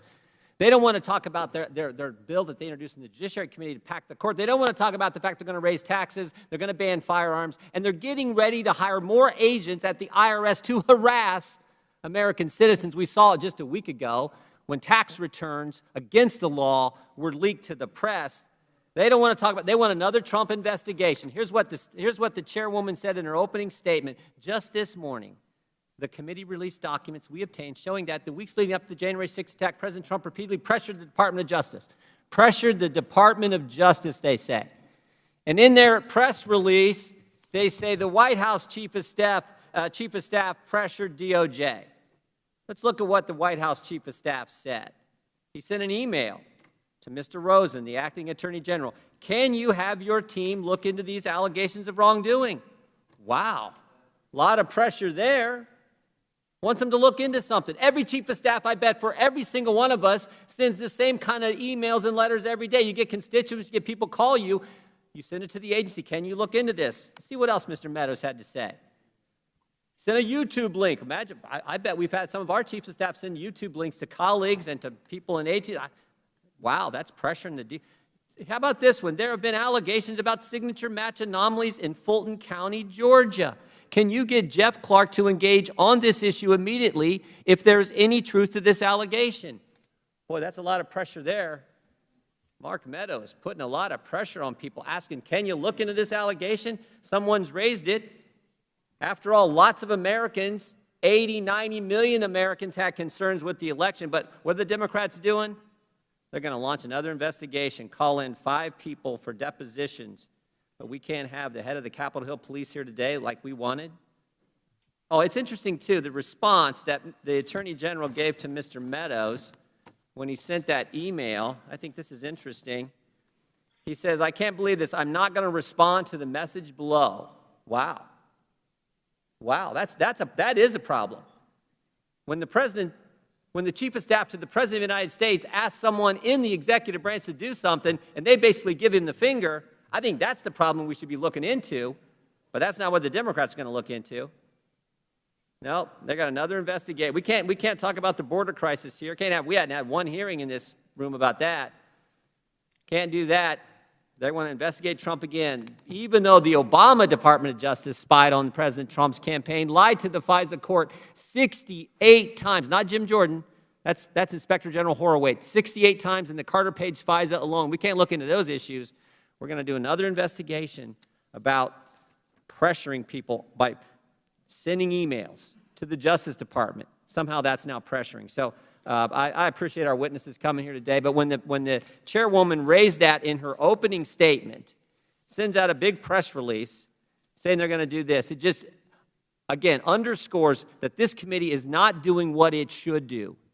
I'll say it again. The fact that we have yet to have a hearing on a situation on our southern border where for not 1 month, not 2 months, but 3 months in a row, We've set record numbers of illegal immigrants coming into this nation, and we can't have a hearing in this committee.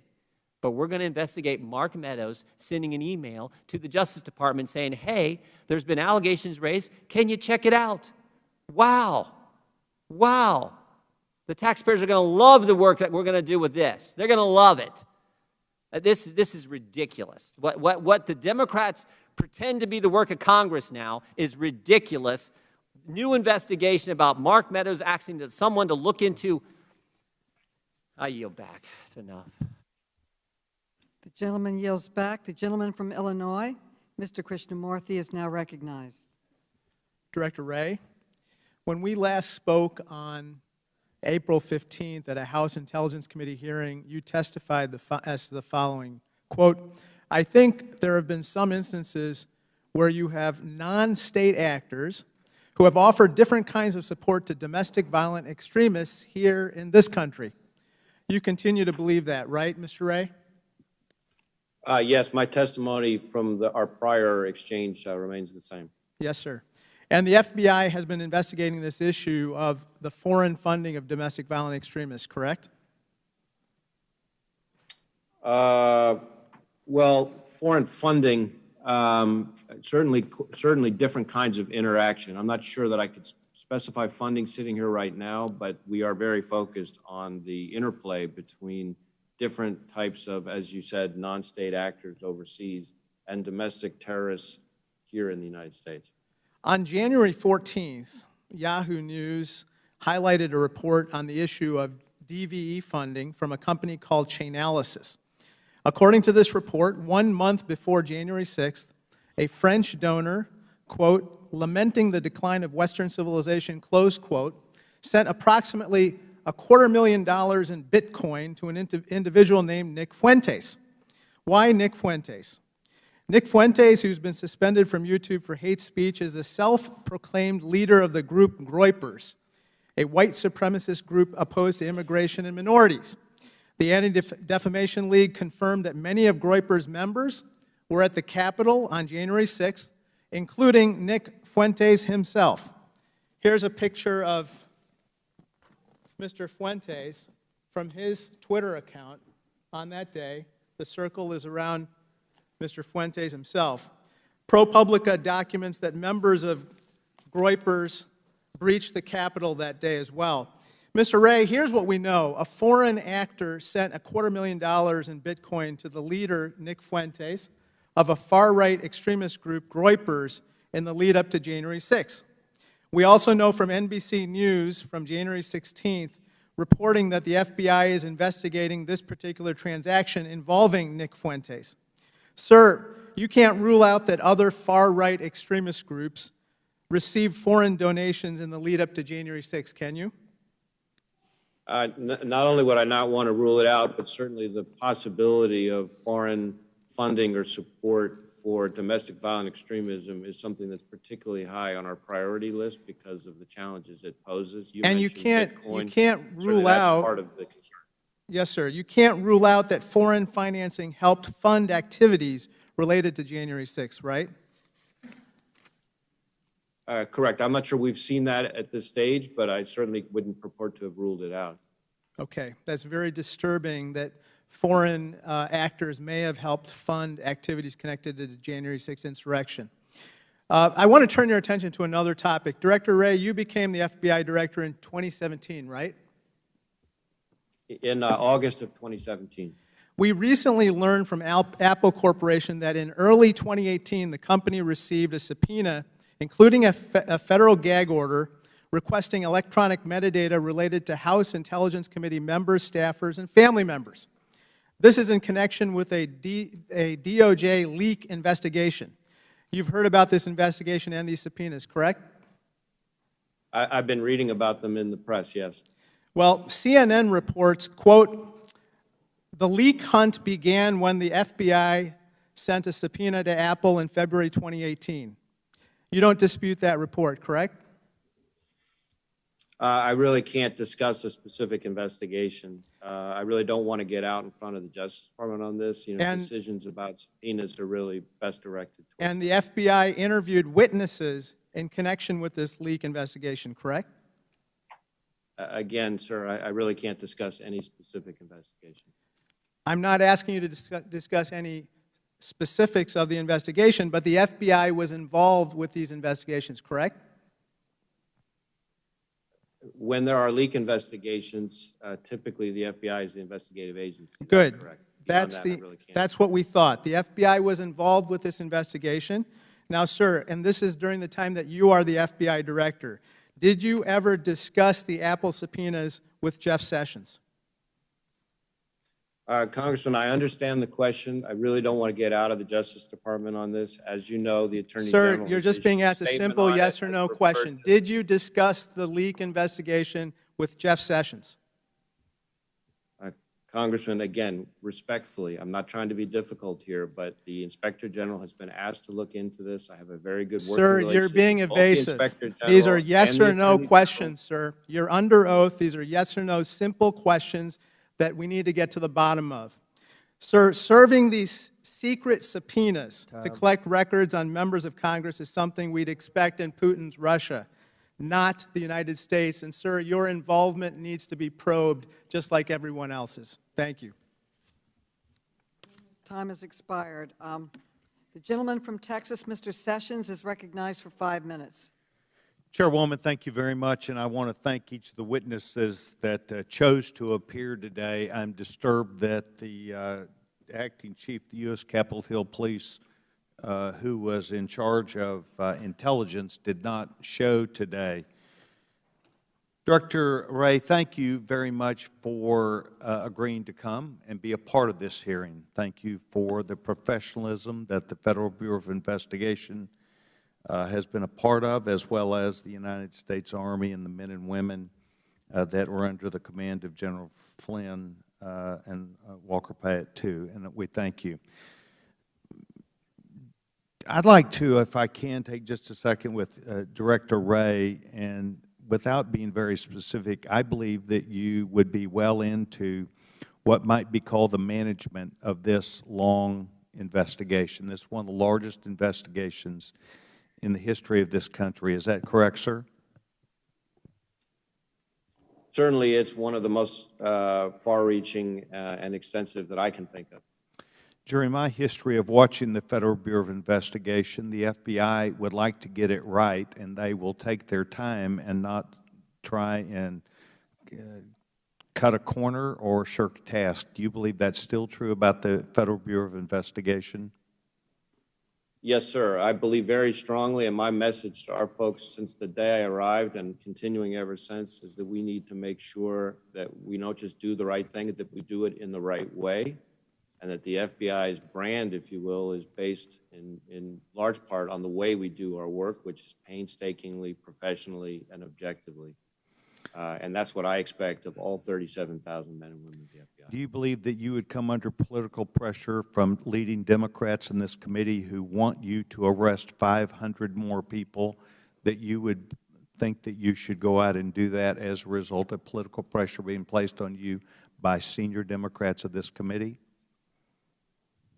Congressman, I don't feel any pressure from any members of either political party. My intention is for us to investigate professionally, objectively, with proper predication, following the facts under the law, wherever they may lead, no matter who likes it.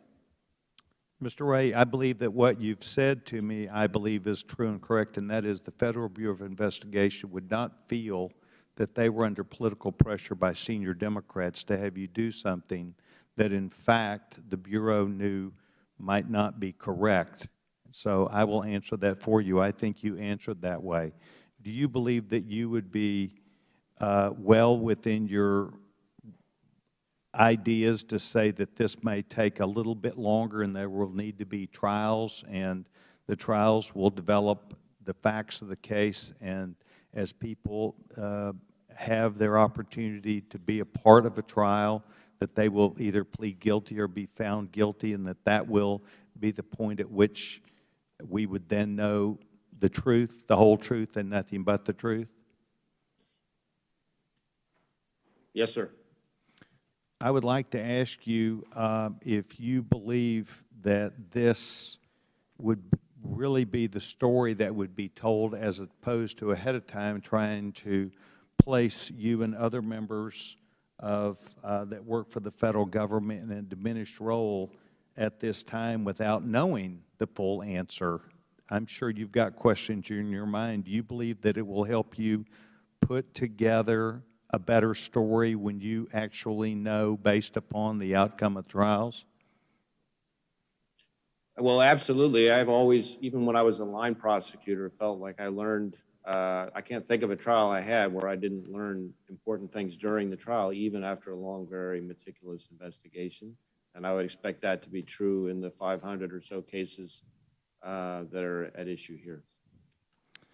Well, Mr. Wray, I want you to know that I believe that we are involved in a crisis in this country. We've been through one. I think January 6th was a very difficult time and a crisis.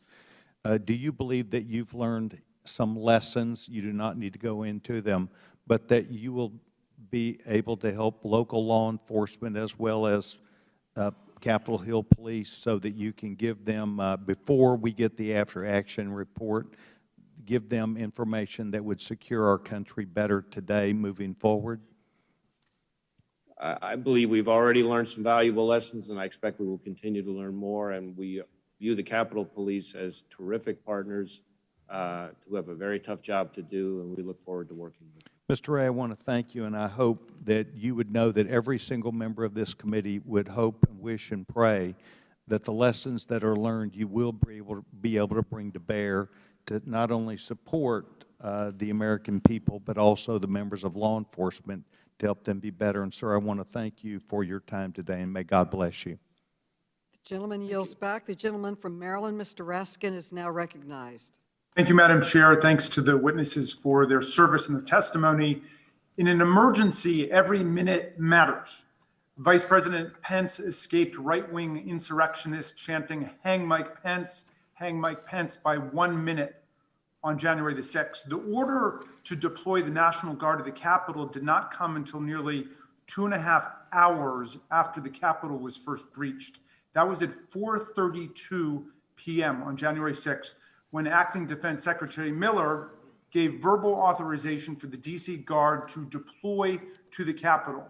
Yet Major General William Walker, the commanding general of the D.C. National Guard, on January the 6th, has testified he was not informed of this authorization until 5:08 p.m., fully 36 minutes later. As a result, the D.C. Guard did not arrive at the Capitol until 5:20 p.m., almost an hour after the initial green light was given. Lieutenant General Pyatt, how do you account for this 36-minute delay in transmitting the order for National Guard troops to move to the Capitol? Congressman, Secretary McCarthy, our records show that he called at 4:35 after receiving that approval at 4:32. There are discrepancies in the log and all the timelines as we merged all the reports. I can only account for that the troops were going through their final stages of boarding buses and getting ready to go. But what they did was really a Herculean effort to remission in that amount of time and be prepared to now go to meet a whole new mission of riot control at the Capitol. Okay, yeah, but I'm not talking about the troops here. I'm talking about the 36-minute delay between when Walker received authorization and when the authorization originally came down. Well, let me put it this way. The documents received by the committee suggest it's unclear who finally told Major General Walker that he had approval to send the Guard to the Capitol or when that occurred. According to one document obtained by the committee, Army Secretary McCarthy personally notified Major General Walker at 4:35 p.m. that he was authorized to deploy. But according to the D.C. Guard's own timeline, this directive was relayed to Walker by Army Chief of Staff General James McConville. So, General Flynn, whose job was it to inform Major General Walker that he could deploy the Guard to the Capitol? Congressman, by authority, it would have been the Secretary of the Army. Well, how do you explain the discrepancies in these accounts from the Pentagon and the D.C. National Guard?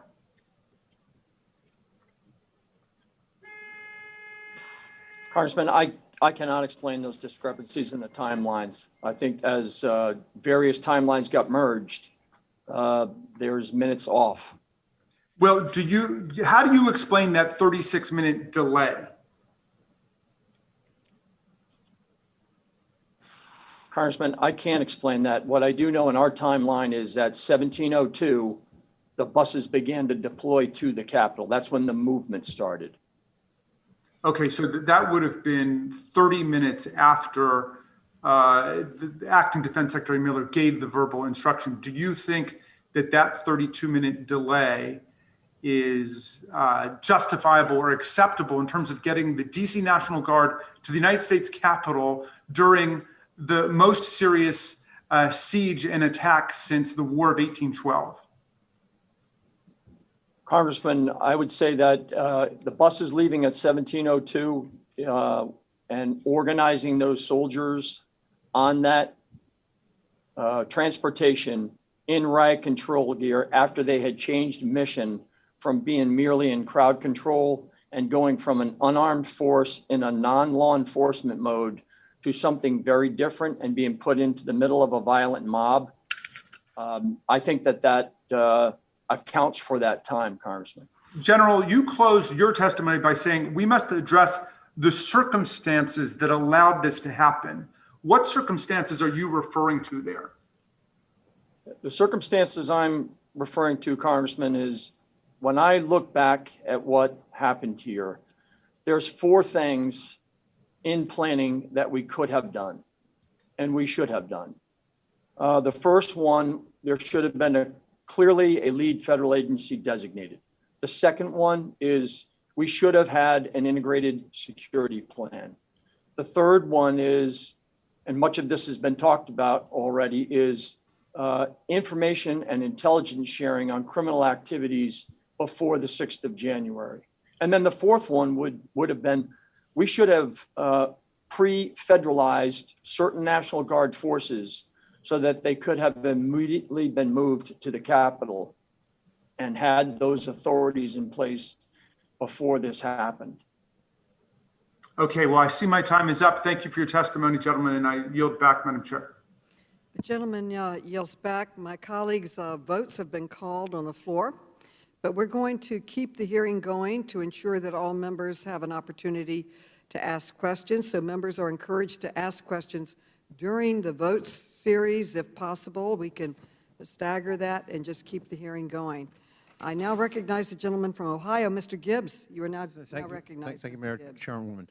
Dr. Wray, with all the chatter, I think that was going on social media and the internet previous days to January 6th, were you aware there was chatter out there, Dr. Wray? There was a variety of social media chatter, yes, sir. And then also your Norfolk report, it's just like an unbelievable intelligence failure, it seems like, and it's inconceivable to me that there wasn't briefings with leadership here in the Congress and law enforcement. As Director of the FBI, you should be examining that breakdown, and so that never happens again. Has there been any arrests made on the persons that did the pipe bombs at RNC and DNC headquarters? No, we have not made arrests on that. We are aggressively investigating. We recently, you may have seen, put out additional higher quality photos in an effort to see if we could get better information from the public on it. That's one of the investigations that we're particularly concerned about. The 500 people that have been arrested January 6th, do the charges, they range from trespassing, disorderly conduct, assault, insurrection? What are the charges? Well, there are a variety of charges. I would probably better off to refer you to the Justice Department for the full list, but certainly they have ranged from assaults on federal officers to different kinds of obstruction offenses. We've had some conspiracy charges. I'm not sure I could give you a full catalog. Has there been any insurrection charges? I don't believe so, but again, there have been close to 500 cases, and you know, but I don't believe so. Have been people been held in jail since January, or since their arrest, on trespassing charges or minor charges, are they held in jail without due process? I don't believe anybody's been denied due process, sir. Okay. I want to change the subject here a little bit. We've got this big issue with what happened with the COVID, the origins and the intelligence. And it was recently reported that 3 researchers at the Wuhan Institute of Virology became sick with COVID-19-like symptoms in November 2019 and sought hospital care for their illnesses. Are you aware of any additional intelligence showing that COVID-19 pandemic was not the result of transmission from an animal to a human, but instead was a result of the leak from the Wuhan Institute of Virology? Congressman, I certainly understand, of course, the interest in the topic. As you may have seen, the intelligence community is doing a deep dive on the subject and has not reached a definitive conclusion. And what there is that we're looking at is, of course, heavily interwoven with classified information. So I'm not really sure there's a whole lot I can say right now at this point, but obviously we are working very hard and have a lot of people across the intelligence community working on But you're not saying there could be intelligence to that. Okay. What's the FBI doing to investigate the origins of COVID-19, given that the Chinese government has engaged in widespread cover-up of its origins? Again, I can't discuss a specific investigation, as I've said, in connection with other responses. But as you may know, I've tried to be very vocal and intend to remain very vocal during my tenure as FBI director about the threat posed by the Chinese Communist Party and the Chinese government in particular. And the FBI is actively engaged with our partners in the intelligence community on the assessment that has been called for by the Director of National Intelligence and the President.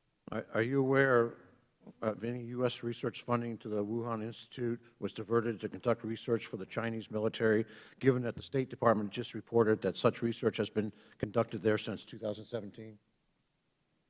Again, Congressman, we are drilling into all the facts and information that we have available to us as an intelligence community with the FBI as an active participant, and that's really all I can say on this subject at this point. I know in previous questions you were asked about Portland and Seattle riots last summer, and you couldn't tell us how many people the FBI has arrested and convicted and what the charges were, especially on the siege on the federal courthouse out there, and also holding large areas of the cities hostage.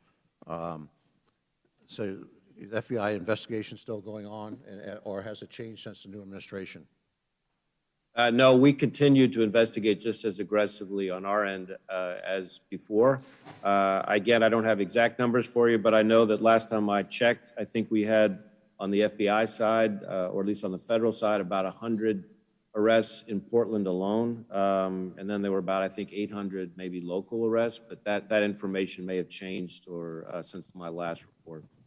That's just Portland. That's just Portland, not nationwide. Portland. Thanks, Director Wray. I'm out of time. Yield back. Madam Chair, parliamentary inquiry. Yes, ma'am. How is it? The gentleman is recognized. Thank you, Madam Chair. How is a member expected to meaningfully participate in this very important committee hearing while we're walking back and forth from the Capitol to cast votes, which are in 20-minute blocks? Those of us that do not participate in what we believe to be unconstitutional proxy voting, how does the Chair expect us to participate meaningfully in this committee while we walk back and forth from the Capitol to vote? It's a serious question. Yeah, that's not a parliamentary inquiry. We're keeping this committee hearing going while allowing members to go to vote. Else we'll be here all night. Is there some hesitancy to devote the time that's required for this very important hearing, Madam Chair? Sir, we are devoting all the time that is required, but members have to vote. They need to go to vote. Which is exactly why we should adjourn. I object to that not happening, and I'd like it on the record. The gentleman's request is denied. The gentleman from California, Mr. Kahana, is recognized for 5 minutes. Thank you, Madam Chair. Did you move to adjourn? Your leadership. Thank you, Director Wray, for your service. Director Wray, you have told House committees that you need to look hard at what happened. You are committed to doing better. You told Chairwoman Maloney that you have to bat 1,000%, and even one mistake is unacceptable, and you will make sure this never. Madam Chair, I move to adjourn. Madam Chair, if I could pause, I'm not being Been a heard. motion, Madam Chair. He doesn't have the floor. The gentleman is not recognized. It is Mr. Conestine. You know, Madam Chair, we had an insurrection. We don't need disruptions here. Can we allow the democratic process to continue, please? Some of our members would like to hear the complete testimony. Well, I think that we should follow the rules. The rules state that if there is a motion to adjourn, that we have to have a vote immediately. Madam Chair, we have a motion on the floor. A motion on the floor. Regular order, regular order. The gentleman will suspend. Regular order is there's been a motion made and we vote on the motion. Madam Chair, may I continue my line of inquiry? The gentleman, Mr. Connor, will continue. Thank you, Madam Chair. Director Wray, you have said that you have to bat 1,000%, that there is no room for a mistake. But Director Wray, instead of speaking in generalities, you know, I mean, if there was a football coach after a losing season who gave those generalities, that wouldn't cut it with the American public. So I want to drill down on specifics. Was this an intelligence failure on the part of the FBI? Director I wouldn't describe it that way, but I would say that we consider what happened on January 6th to be unacceptable. We share No, the I don't want the outrage. generalities, sir. I don't want the platitudes. I want the specifics of what went wrong. Like someone would say, our quarterback didn't throw correctly. We didn't have enough defense. What are the specifics? Don't give me any platitudes. Did the FBI have any intelligence that was actionable about what happened on January 6th? Yes or no? To my knowledge, sir, we did not have actionable intelligence that indicated that hundreds of people were going to breach the Capitol. So wouldn't this be an intelligence failure if you did not have actionable intelligence and if the CEO of Parler knew what was going on and half of social media and half the folks on the internet knew what was going on? Wouldn't you describe that as an intelligence failure? Well, I'm not trying to quibble on terminology, sir. I guess what I would just say to you is that anytime there's an attack, we consider that to be unacceptable, and we're determined to try to get better sources so that we can have more information. Would you say you need to do a better job getting intelligence on these kind of attacks? Yes, sir, I would say that, and I'm glad you raised that, because that's one of the things, if you want to sort of take it out of the realm of what you're calling platitudes, that's one of the things that we are particularly focused on is how can we develop better human sources to anticipate things like this? That's one. How can we develop better data analytics? Was there a failure? Did you have any intelligence which you failed to act on, or is it your testimony that there was no actionable intelligence? I am sitting here right now, recognizing that this, as has already been discussed, a sprawling investigation. I am not aware of any actionable intelligence that we failed to pass on. You spoke about how you were surprised that there were no individuals who were arrested of the 500 that you had investigated. I was shocked. I said, how is it possible that you have 500 of these individuals who have never been investigated by the FBI? Does it concern you that none of the people who were arrested were on your radar at the FBI? Well, two things. One, I think I said almost none, not none. You did? Second, certainly the investigation is ongoing, and facts will develop further as we go forward. Did you have Yes, but third, yes. That is one of the things that I view as most important to us, which is we obviously had lots of very well-predicated, important investigations that we were conducting. Did you have any investigations, sir? My time is running out. I don't want to be rude, but did you have any investigations on Oath Keepers, Proud Boys, or 3%ers? I know we had investigations related to individuals connected with some of those groups. I can't, sitting here right now, separate in my head which investigations were before January 6th. Do you think in retrospect you should have paid more attention and intelligence to some of the white supremacists and extremist groups, and that there was not sufficient intelligence done on those groups? I'm not sure I would go that far, and here, let me just tell you why. We have, during my time as director, dramatically increased, I think doubled the number of investigations that we have been conducting specifically into what we call racially motivated violence. But you don't think if there were all these arrests, sir, I'm sorry to interrupt, but you don't think that if there were all these arrests and none of them were people, or almost none were people that you had investigated, and half the internet is talking about these folks and knows about these folks, that the FBI needs to do a better job in getting intelligence? And then let me just ask this final question, which you can ask. If you knew before January 6th what the FBI knows now about the militia groups conspiring to attack the Capitol, would the government have been able to thwart this attack? Well, on the first part, I think I've been very clear consistently that I think the FBI needs to do better, and we're determined to do better. On the second part, it's hard for me to answer a hypothetical. Certainly, if we had information that we've been developing in our investigations since January 6th, before January 6th. And Director Wray, does it make your job harder when some of the lawmakers in this body are praising the protesters, some even saluting with a clenched fist the protesters? Does that make the job of the FBI harder to get after those who harmed our democracy? I guess the best way for me to answer that is I certainly understand why you're asking the question, but I think it's best for me as FBI director to speak through our work and not to be weighing in commentary on specific people's rhetoric. But I certainly understand why you're asking the question. I appreciate your service, sir. The gentleman's time has expired. The gentleman from Arizona, Mr. Gozar, is recognized for 5 minutes. Thank you, Madam Chair. Director Wray, I would like to start by again asking for all the surveillance footage from January 6th and the preceding days to be released to the public. I am told there are thousands of hours of footage.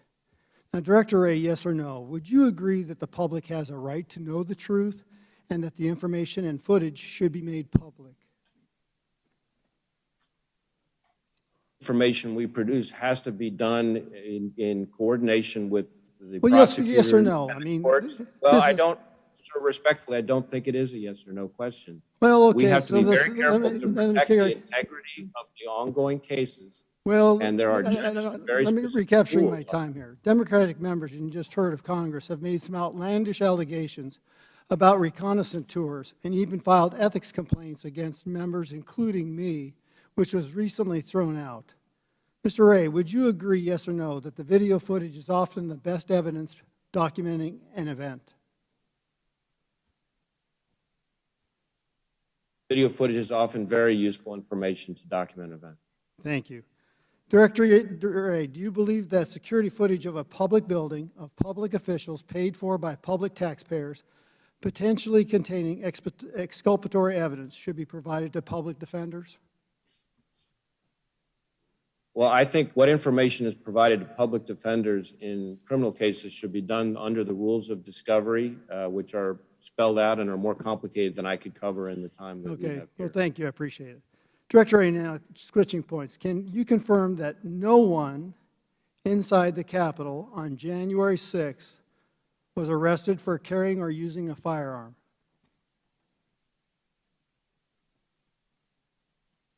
Sir, my understanding is that there has been at least one individual who was arrested for having a firearm inside the Capitol. There are, I think, a small number of other cases, local cases. By that I mean MPD arrests. Can you provide that information for us in written testimony, please? I'm happy to have my staff follow up with yours. Thank you. I appreciate that. Director Wray, can you confirm that nobody arrested for the involvement in the January 6th riot has been charged with the crime of insurrection? Sir, as I think I said in response to one of your colleagues, sitting here right now, I don't believe there have been insurrection charges in any of the indictments so far. But again, with 500 cases, I want to be sure that I believe you're right. Yeah, I agree. So now switching gears again. Director Wray, do you know who executed Ashley Babbitt? No, I don't know the name of the person who was involved. So do you agree that Ashley Babbitt was unarmed? No, I really can't weigh in on the facts and circumstances of that case. As you may know, that was investigated by the D.C. Metro's Internal Affairs Department with the DOJ Civil Rights Division and the U.S. Attorney's Office, and the FBI was not the investigative agency. Yeah, it's disturbing. The Capitol police officer that did the shooting, Ashley Babbitt, appeared appeared to be hiding, lying in wait, and then gave no warning before killing her. Question again, why hasn't that officer that executed Ashley Babbitt been named when police officers around the country are routinely identified after a shooting? Comment on that case. It's not one that we've been directly involved in, so I really can't agree or disagree with your characterization. Sounds good. Do you approve of lethal force against unarmed citizens, particularly a 110-pound woman with no warning, no use of non-lethal force prior and while lying in wait? Not going to try to answer a hypothetical, especially one based on a case that I just That said. actually wasn't a hypothetical. That's actually what had happened. Changing gears again, Director Wray, the FBI released several 30-second video clips of a suspected pipe bomber, seeking the public's help to identify him. 2 of the video clips begin and end with the suspect already in the middle of the frame. You know how long the suspect pipe bomber was there and which way he exited, but you have withheld that information from the public.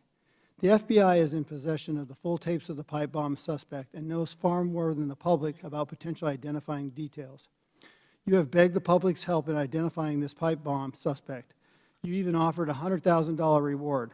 Why have you not released the full tapes if you're truly intent to leverage the public's help? Will you commit to releasing the full tapes to the public immediately? No, sir, I can't make that commitment. I'm very careful about making sure that we protect the integrity of the ongoing investigation. And when we share information with the public while asking for their help, it has to be done very thoughtfully with regard to both the solicitation for assistance as well as, again, the protection of the integrity of the ongoing investigation. Well, I appreciate it. Well, in conclusion, I again urge the Capitol surveillance footage and the truth to be released in order to exonerate the innocent and to provide justice and accountability for those who violated it. I would like to ask for unanimous consent to enter into the record a report from Revolver News regarding infiltration and incitement of the January 6th protest by federal officials. Without objection. I thank the chairwoman, and with that, I yield back. The gentleman yields back. I recognize the gentleman from Maryland, Mr. Mfumi, for 5 minutes. Thank you very much, Madam Chair, and through you, my thanks to Chair Maloney for holding this hearing. It is indeed important, and the fact that it's the second one does not belie the fact that we have a situation that we've not faced in 100 years. And so 2 hearings on this, in my opinion, is proper, if not insufficient. And I hope that we have another one next month, as I think I heard earlier today. I want to thank the generals here for their service to the country and for their testimony today. I want to thank Director Wray. I want to thank also all the men of the FBI, nameless and faceless that we don't know, all across the country that are doing their job at this hour. Director Wray, I was happy to hear that you have doubled the number of investigations that are underway for racially and ethically motivated hate crimes against citizens, people who get up and pay their taxes every day. And so whether it's acts against African Americans or Latinos or Asian Americans, as it has been recently, or gay people or immigrants, I can only tell you that doubling those efforts is appreciated. And if you want to triple them, that would be appreciated, because there's too much hate in this country and too many innocent people are being affected by it. I want all of us for just a moment to remember context here. We are here today because we were all fortunate enough to get more votes than the other person. And we got elected. And we became members of the House of Representatives. And we took an oath this past January. And in the oath, we said we swore to protect and defend the Constitution of the United States from all enemies, foreign and domestic. The domestic enemies that we saw on January 6th ought to be the sort of things that we focus on.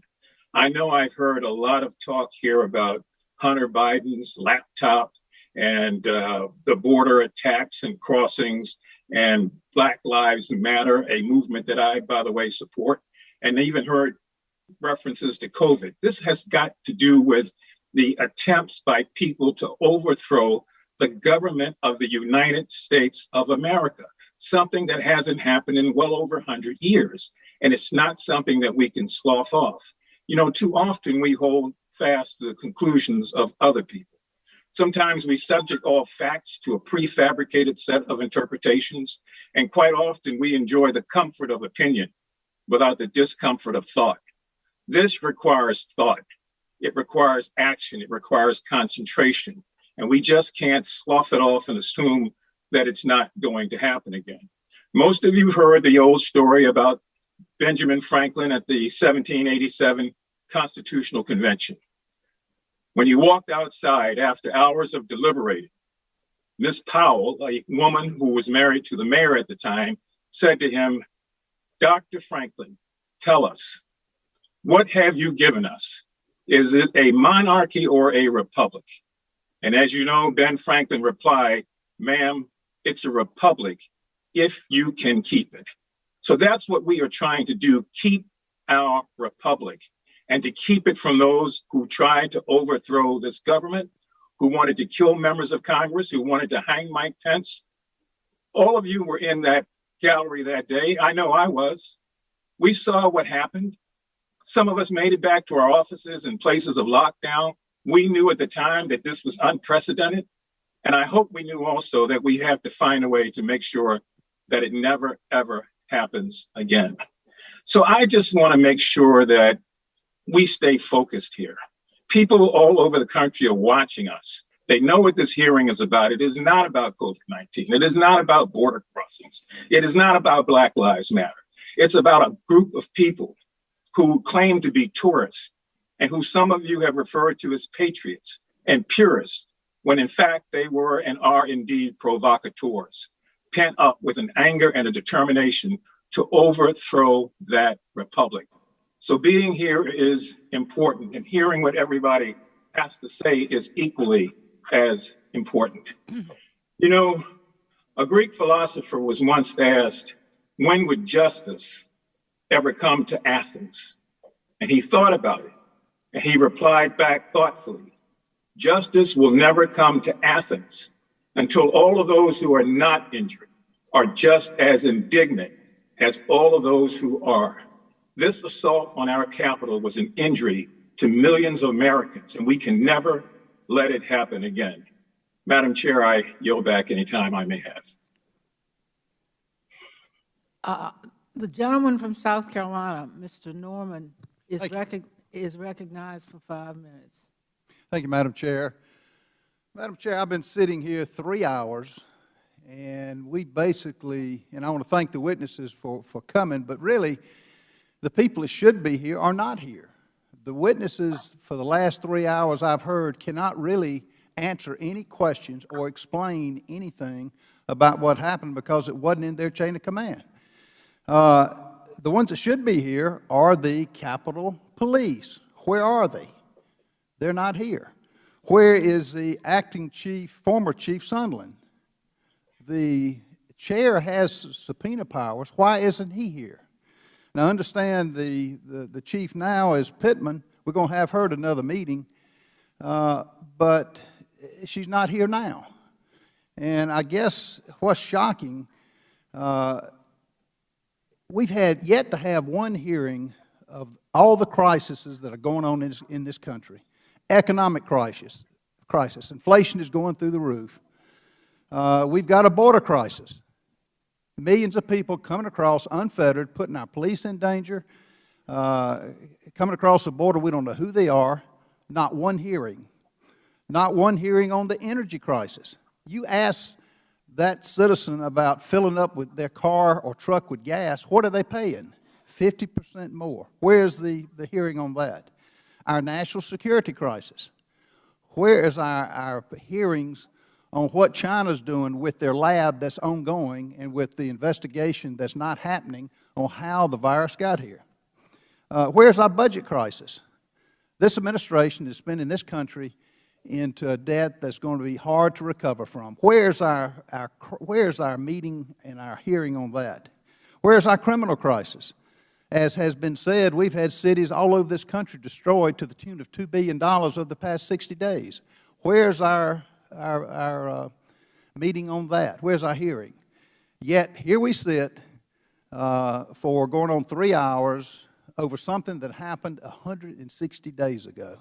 We'll have yet to have one witness that really knows much of what's going on. And it's a shame for the American people. The taxpayers deserve better, and the taxpayers see what's going on. This is a shell game. This is a dog and pony show to try to keep the emphasis off the real things that are affecting real Americans all over this country. The taxpayers get it. The emphasis now is on anything but handling the crisis. And we have an administration that has not had a meaningful hearing where the press asks any question other than has the dog bitten anybody or is the cat lost? And so, Madam Chair, this is an insult. This is something that I think the people are seeing through, and this is something that shouldn't happen. It's a waste of taxpayers' money, and it's a diversion that is not going to work. It's ridiculous. I yield the remaining part of my time back.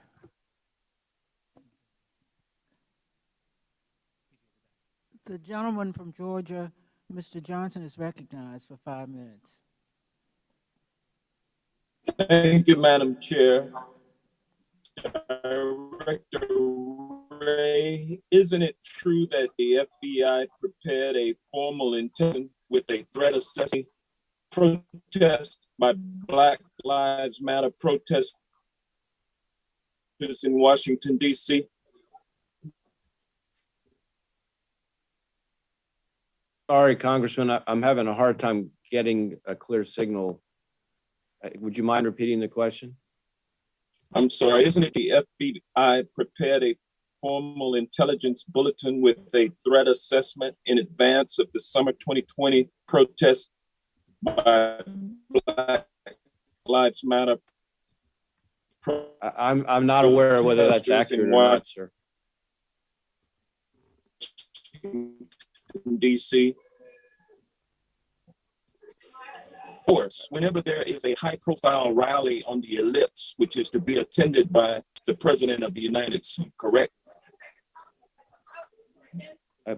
Sir, I know that when there are certain events that are specifically designated as NSSE events or so-called SEER events, which is a decision that's made by, I think, the Department of Homeland Security, it is not unusual for the FBI to be asked in connection with those events to do a formal threat assessment. So I'm not sure well, let me that ask you I've heard this. in the instances here. Let me ask you this. The FBI did not produce a formal intelligence bulletin or a threat assessment in preparation for the January 6th insurrection, correct? Well, we did produce, I think, a dozen plus intelligence products, including a formal intelligence bulletin you did not produce. Is that correct? Well, we may just be inadvertently talking past each other on specific terms for specific kinds of intelligence products. We certainly put out a number of intelligence products, finished intelligence products, including 2 joint intelligence bulletins that I can think of, as well as some others that were also finished products. Now, there is a difference between those briefings that you're talking about and a formal intelligence bulletin produced in conjunction with the Department of Homeland Security, correct?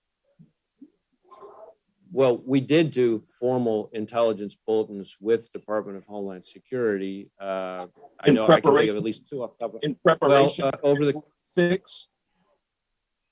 Over the course of preparation, did not do one in preparation for January 6th, correct? Not specifically for the January 6th certification itself. I think that's the distinction. The FBI in 2020, December, had received a packet of material from the New York Police Department that documented the real possibility that there would be violence at the Capitol on January 6th. And leading up to January 6th, based on intelligence that there was a real potential for violence in Washington, D.C. on that date, the FBI visited dozens of extremists already under investigation to discourage them from traveling to Washington, D.C. Isn't that correct? I don't know about the NYPD product because that's not ringing a bell as I sit here right now. But in terms of approaching individuals before January 6th, I don't know whether it was dozens, but I know there were individuals that we had interaction with. And my understanding is that none of those people had indicated an intention to attack the Capitol, certainly, but All right, they well, did indicate an intent to travel.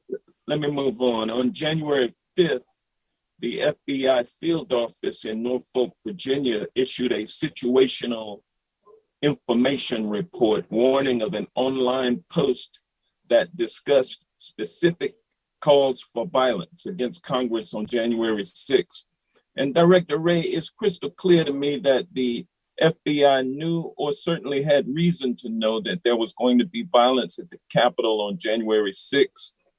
And it's crystal clear that the FBI was more concerned about Black Lives Matter protesters in Washington, D.C. than it was about armed conflict by violent and armed Proud Boys and Oath Keepers descending on the United States Capitol. It's almost like the FBI wanted to look the other way so that the insurrection could proceed in its effort to stop the certification of the presidential election. That's what it appears to me and a lot of other people who are looking at this situation. Well, sir, I'm sorry if it appears that way. I don't agree with the characterization, but I can assure you that we are absolutely determined to make sure that nothing like what happened on January 6th ever happens again. As I mentioned earlier, I elevated racially motivated violent extremism, specifically racially motivated violent extremism, advocating for the superiority of the white race to our highest threat priority in the summer of 2019, doubled the number of investigations we had into that type of threat and the number of arrests. But clearly, there's a lot more work to be done, and you can be assured the men and women of the FBI are absolutely determined to get it done. Thank you, sir, and I yield back.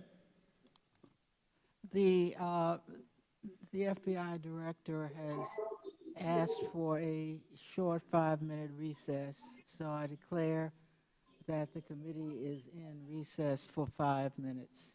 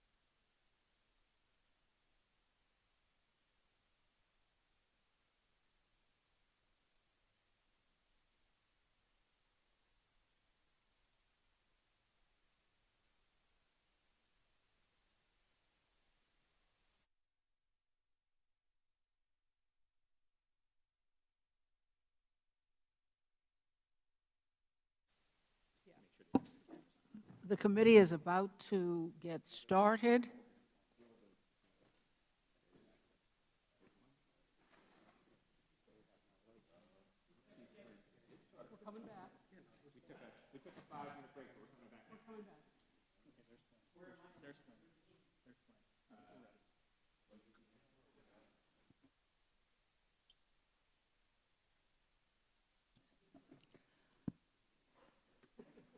The committee will come to order. The gentleman from Arizona, Mr. Biggs, is recognized for 5 minutes. Thank you, Madam Chair. We all want to know the truth about what happened on January 6th, but we're not going to get there because the Democrats are having another hearing today that is designed to attack President Trump and his supporters, appease the Democrats' most radical left base, and try to influence the public with more misdirection. If you want the truth, stop lying. The lies started even before January 6th, and they've continued through today. Democrats and their media accomplices claimed that Lafayette Park was cleared for President Trump to take a photo. That was a lie. Democrats and their media allies claimed Postmaster General DeJoy was going to steal the election for President Trump. That was a lie. Regarding January 6th, Democrats claimed that Republican members of Congress aided rioters by providing Capitol tours in the days preceding January 6th. That was a lie. Democrats claimed that Officer Sicknick was bludgeoned to death by Trump supporters. In fact, House impeachment managers explicitly referred to that in their pretrial memorandum, quoting, "The insurrectionists killed a Capitol police officer by striking him in the head with a fire extinguisher," close quote. That, too, was a lie. Why is it so important for Democrats and the mainstream media to continue with the lie that Trump supporters committed violent attacks, even after they had been totally debunked? Democrats and the media stuck with this lie, particularly with Officer Sicknick, because it was part of their narrative. In Judiciary Committee, just last week, one of my Democrat colleagues asked Director Wray if January 6th was an insurrection. Director Wray disputed that claim, quote, "Well, Congressman, I certainly understand why you would describe it that way. In my role as FBI director, because that's a term that has legal meaning, I really have to be careful about using words like that," close quote. Well, a legal filing of armed insurrection allows the President to act with incredible power, even to the extent of suspending habeas corpus. But, referring back to the pretrial memo of the House impeachment managers, the overarching rationale for stretching the truth was to lay the table for the second impeachment of President Trump. According to Director Wray, most of the people who came to Washington on January 6th were peaceful. He reiterated that testimony today. Quote, "First group, biggest number of people who showed up kind of outside, maybe not on the Capitol grounds, were peaceful, maybe rowdy, but peaceful protesters. Then there's a second group that were people who, for whatever reason, engaged in, let's say, the next level of criminal conduct, trespass, etc., and that is criminal. That's a violation, and those laws need to be enforced. And then there's the third group, which is where you're seeing a lot of the arrests and a lot of the more significant charges that are coming out of our work right now, which are the people who brought all sorts of weapons, you know, Kevlar and tactical vests, close quote. And as he testified today, that was by far the smallest group. If my Democrat colleagues wish to find the truth, they must stop using inflammatory language and tell the truth about January 6th. They continue to claim that President Trump helped plan the riot with no evidence to support their claim. They ignore that 113 people charged with crimes came under the Trump administration before January 20th. They also claim that President Trump's speech incited the riot. But you can't have it both ways. President Trump's comments on January 6th could not have incited a riot and also planned the attack in advance. However, the evidence and common sense tells us it's neither. Last week, one of our Democrat colleagues compared January 6th to 9/11. Director Wray quickly disputed that claim, quote, "First, let me just say that I don't think any attack, ransomware, or January 6th can fairly be compared to the horror of 9/11 and the 3,000 or so individuals who lost their lives that day," close quote. So Democrats continue to claim that a protester, brought zip ties into the Capitol to bind and attack officials. But the assistant U.S. attorney prosecuting the case filed a statement with the court disputing this. The prosecutor revealed the zip tie lie. Defendants and the propagandists claim that this was an armed insurrection, but no guns were found, according to Assistant Director of FBI. Another lie debunked. And the DOJ also revealed a Democrat trope by saying there is no direct evidence at this point of kill, capture teams, and assassinations. So as we get to this hearing's not in pursuit of the truth. It's a continuation of the lies, distortions, prevarications, and misdirection that we have heard from my Democrat colleagues for many months. If you want to get the truth, stop lying. And Madam Chair, I wish to submit for the record the following news articles. One dated February 16th, the false and exaggerated claims still being spread about the Capitol riot. One dated March 5th, as the insurrection narrative crumbles, Democrats cling to it more desperately than ever. One dated March 14th, the January 6th insurrection that wasn't. And February 22nd, FBI seized congressional cell phone records related to the Capitol attack. And I yield back. So ordered. Thank you. Gentleman yields back. The gentleman from Vermont, Mr. Welch, is recognized for 5 minutes. Thank you very much, Madam Chair. I listened to Congressman Biggs lay out a number of issues that are in dispute. It reminds me of a saying that Mark Twain presented. We all want to get the facts. What Mark Twain said was, get your facts first, then you can distort them as you wish. I'll remind my colleague, Mr. Biggs, that we made a request in the House, and it passed, for an independent commission that would have as its job getting the facts. That was thwarted in the Senate. So if Mr. Biggs wants to get to the bottom of that and then act on the facts as he wants, join us in supporting a 1/6 commission. But I think Mark Twain has it right. Get your facts first, and then you can distort them as you wish. I want to ask Director Wray a few questions. Director Wray, in addition to the questions about how the response, how to the insurrection occurred, what the communication was, what the steps were with information sharing, did the information that you had available to you indicate that there was a widespread dissemination of a theory that was advanced by certain people, including the President, that the election had been stolen?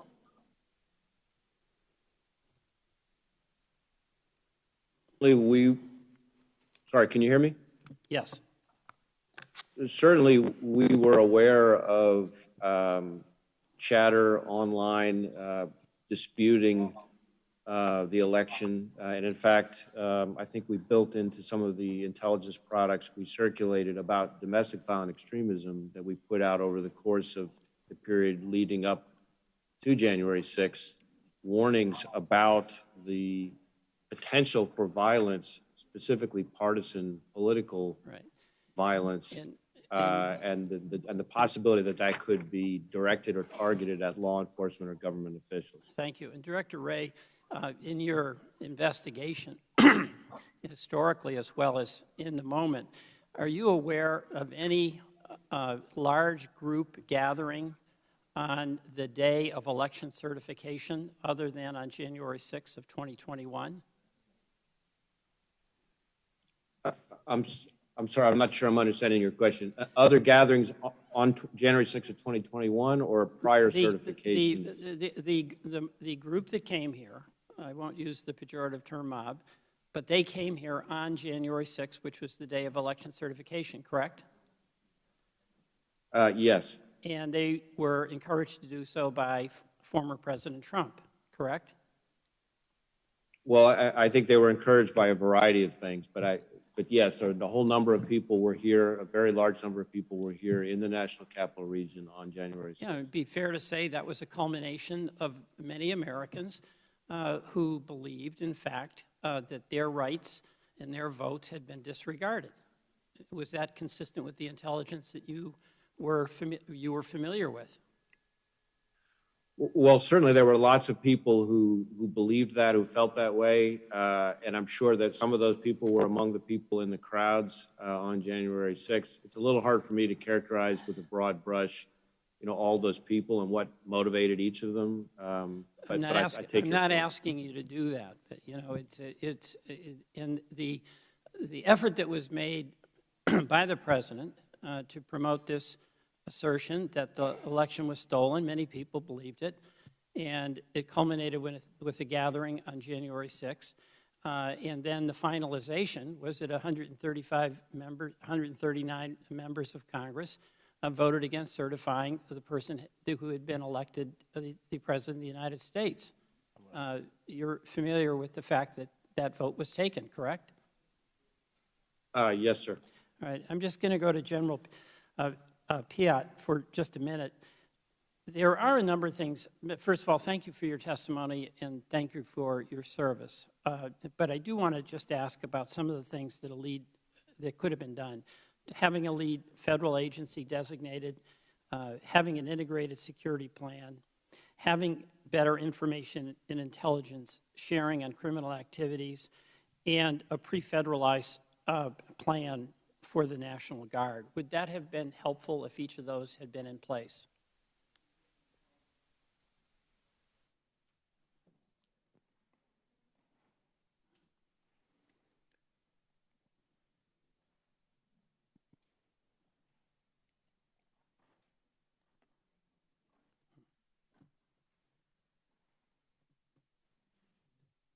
I think you may be mute. Who was that question asked to? General Piat. Who? Congressman, this is General Pyatt. I apologize. Sir, that would have been extremely helpful. That's what we did, sadly, after 6 January in the lead up for the security plan for the inauguration. We had a lead federal agency. We had an integrated plan. We had shared understanding of indicators and warnings, intelligence, and one lead federal agency. Okay, and then also that fence that went up the day after January 6th that is normally in place for the inauguration, had that gone up on January 5th, that obviously would have helped. We should have had those measures in place well before 6 Would the January. gentleman yield to a question, Mr. Welch? The gentleman's time has expired, long expired. We next hear from the gentleman from Texas, Mr. Cloud, who is recognized for 5 minutes. Thank you very much for being here. Thank you, generals, for your service to our nation. Thank you, Director Wray, for your comments earlier regarding law enforcement. It is important that we always remember in all of this that, you know, they're the ones who, at the end of the day, the greatest sound is Velcro coming off. They're the ones whose lives are in danger each and every day, and so we certainly appreciate and honor their service. Director Wray, I was noting that the absence of the Capitol Police Chief here, again, as others have mentioned, allegedly because she's too busy to come here today. She has a scheduling service. I think it's important for us to understand really how this happens. Some have asked why she's not here today. I think it's simply because why have one hearing where we get things done when we can have 3 hearings? This whole issue has been politicized from the very beginning. We had Speaker Pelosi lying even about the cause of death of a Capitol officer and including that information into the impeachment hearings as evidence. We've seen how even the attending physician's office has been politicized, as well as we had different mask rules for the Senate as the House. So unfortunately, these positions that are supposed to be of service to the entire body have been highly politicized under the current leadership, and it's important that we get back to actually seeking truth and serving this House and the people that we are elected to serve. Now, Director Wray, you have mentioned that this is not an insurrection. You wouldn't call it that. Why is that? What would be the definition of an insurrection? Sure. To be clear, all I'm saying is that for us, the use, or for me, in my role, to use the word insurrection because it has legal meanings, very specific legal meaning, that's something that I would only want to be doing in coordination with the Justice Department and the prosecutors and charges brought to that effect. So that's really all I'm saying. I'm not agreeing or disagreeing with anybody's characterization. I'm just saying that for my role, for what I do, for me to use that word has different implications than it might for your colleagues. I understand. Truly, it was a heartbreaking day. there's no doubt about it, heartbreaking day for Americans. Sad to see that happening in our nation's capital. Republicans have been pretty unanimous in condemning it and calling for those prosecuted to be, or those who broke the law to be prosecuted. You mentioned domestic terrorism, that this would qualify as that. Would the riots that we saw across the cities for nights and nights and weeks on, even months on end, qualify as domestic terrorism as well? We've been treating both as domestic terrorism and investigating both through our joint terrorism task forces. Okay. Have you watched, there's allegedly 14 hours of video. Have you seen the video of the? From January 6th? From January 6th. I've seen lots and lots of the video. I'm not sure that I've seen every second of video, but certainly Sure. I've seen a lot of video. Is there a reason that can't be released to the public? Well, I think as I mentioned in response to one of your colleagues' questions, we have to be very, very careful about ongoing, not just investigations, but now a whole bunch of ongoing prosecutions. Well, we've seen that one of the greatest things that is body cam footage of police incidents is being released, and that's been a calming effect, or a way to bring understanding throughout the communities. Don't you think it would be helpful if people were able to see for themselves what really happened and make judgments based on that?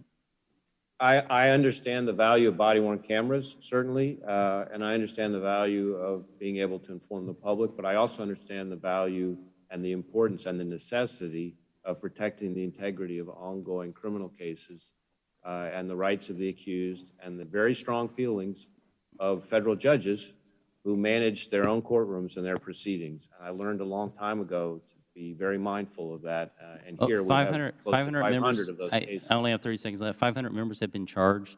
I've asked this question before in a previous committee hearing. Were any of them members of Congress? In connection with January 6th, I do not believe we've charged any member of Congress in connection with Okay, in spite of the Speaker trying to convince America that was otherwise. I wanted to speak also just about the general corruption of the FBI. We've seen this, the FBI spied on the Trump campaign. We had Crossfire Hurricane, which was basically a taxpayer-funded Russian collusion hoax incubated at the FBI. We've seen FISA abuse. Your 215 authorizations, gathered business records, expired on March 2020. I sure hope that you're not continuing that practice.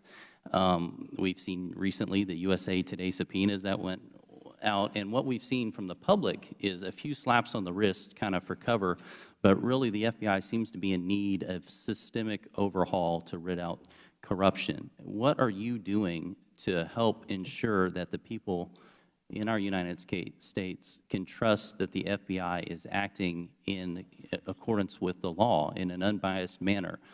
Because sometimes it would just seem, when you have a organization that's been that corrupt working to prosecute people, it seems almost like the pot calling the kettle black, so to speak. Well, what are you Congressman, doing to help change the culture of the FBI? I would like to be heard on this subject, Madam Chair, if I would, because this is something that's extremely important to me. Number one, where we have made failings, I've implemented sweeping changes throughout the organization. I've installed an entirely new leadership team, and I've implemented in connection with, for example, the FISA IG report, over 40 corrective measures. I could go on, but what I would also say is that I disagree strongly, sir, respectfully, but strongly, with your characterization of the FBI as corrupt. I will tell you, as somebody who has met with law enforcement leaders, chiefs, sheriffs, commissioners in all 50 states and from well over 50 countries. I've visited all 56 FBI field offices, most of them more than once, all 35 of our headquarters divisions, a whole bunch of our offices overseas. I've met with judges, I've met with prosecutors. Director Wray, I've met with private sector. Excuse me, sir, I would like to be heard on this. The time has expired. I agree the boots on the ground are doing a good job. That's not where the problem is. Time has expired. I Thank call you. on the gentleman from California, Mr. DeSaulnier, who's recognized for 5 minutes. Thank you, Madam Chair. I want to thank the witnesses for your public service and your dedication to learning and correcting some of the mistakes that were made. Director Ray, I want to speak specifically, and Congressman Welch did this a little bit, Congressman Biggs, and maybe others, about the activity on social media and what you've learned from that, what you might do differently, and what you have done differently. I know on January 5th, walking up on the Capitol without having this kind of information about what was happening on Parler and others, that I was very concerned just seeing the people who were up there. And I'm not a professional law enforcement official like yourself. So on Parler, there was discussion about how to get weapons into DC. There were maps of the tunnels of the Capitol complex. Clearly, they were being very direct on the Donald.win.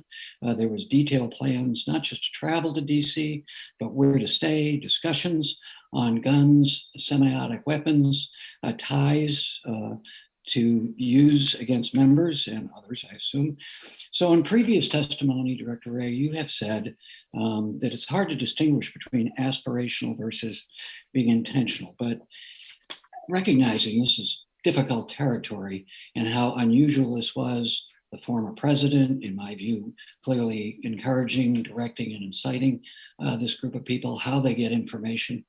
But just the sheer volume, wouldn't the risk assessment have gotten to a point that you personally would have taken more action in hindsight?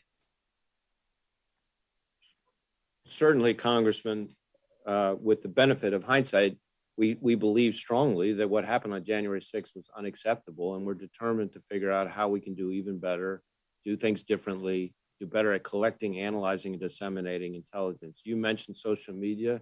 You're absolutely right that social media is one of the biggest challenges we face in law enforcement. The volume of it, I sometimes say that terrorism today moves at the speed of social media.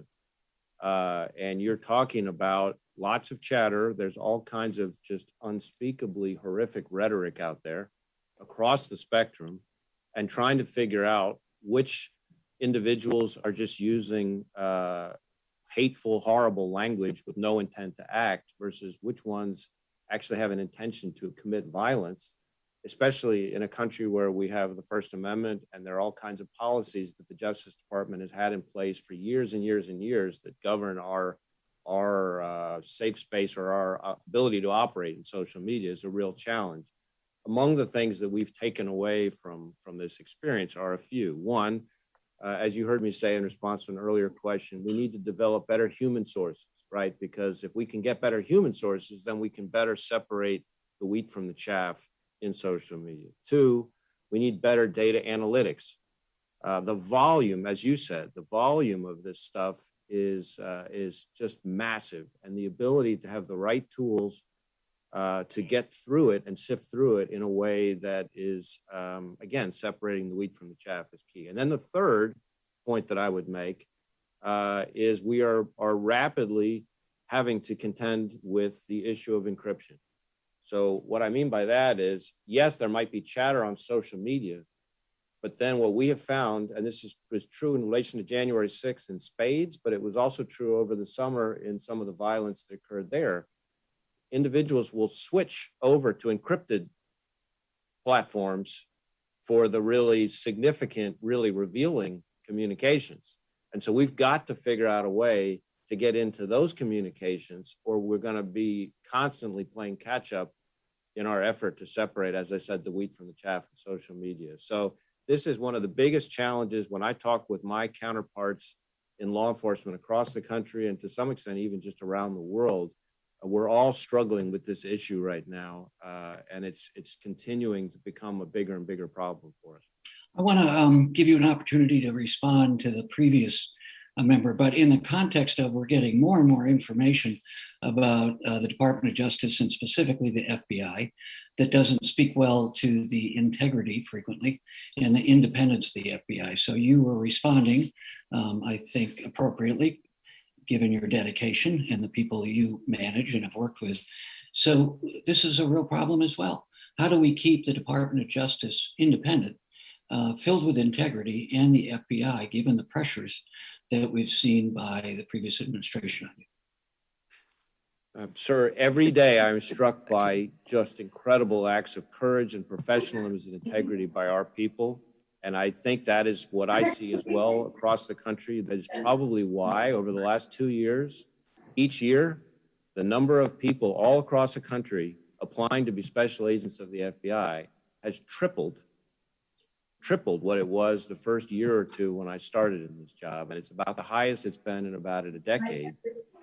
And this at a time when law enforcement across the country is having a real challenge recruiting. And I think that speaks volumes about what Americans in every district represented by this committee think of the FBI. That is wonderful news, very positive news. The gentleman's time has expired. The gentleman from Florida, Mr. Franklin, is recognized. Thank you, Madam Chair, and thank you to our witnesses, too, for what has definitely been a long and tedious afternoon for you. We appreciate your patience. My first question is for Director Wray, and for the sake of consistency, I've asked this question of our witnesses in the other hearings from Department of Justice, the DOD, and the Metropolitan Police. Director Wray, what security agency would you say has the primary responsibility for security of the physical security of the Capitol? My understanding is that's the U.S. Capitol Police. Okay, well, that's been the consistent answer, and as has come up multiple times here this afternoon, we're now into several hearings regarding this issue, and we've yet to have anyone from the Capitol Police. It seems to me that's a waste of time until we can get those folks here in the room. General Pyatt, you had mentioned in your testimony that I think we had 350 Guard troops that started the morning that showed up for duty initially in the morning doing traffic and crowd control. Is that correct?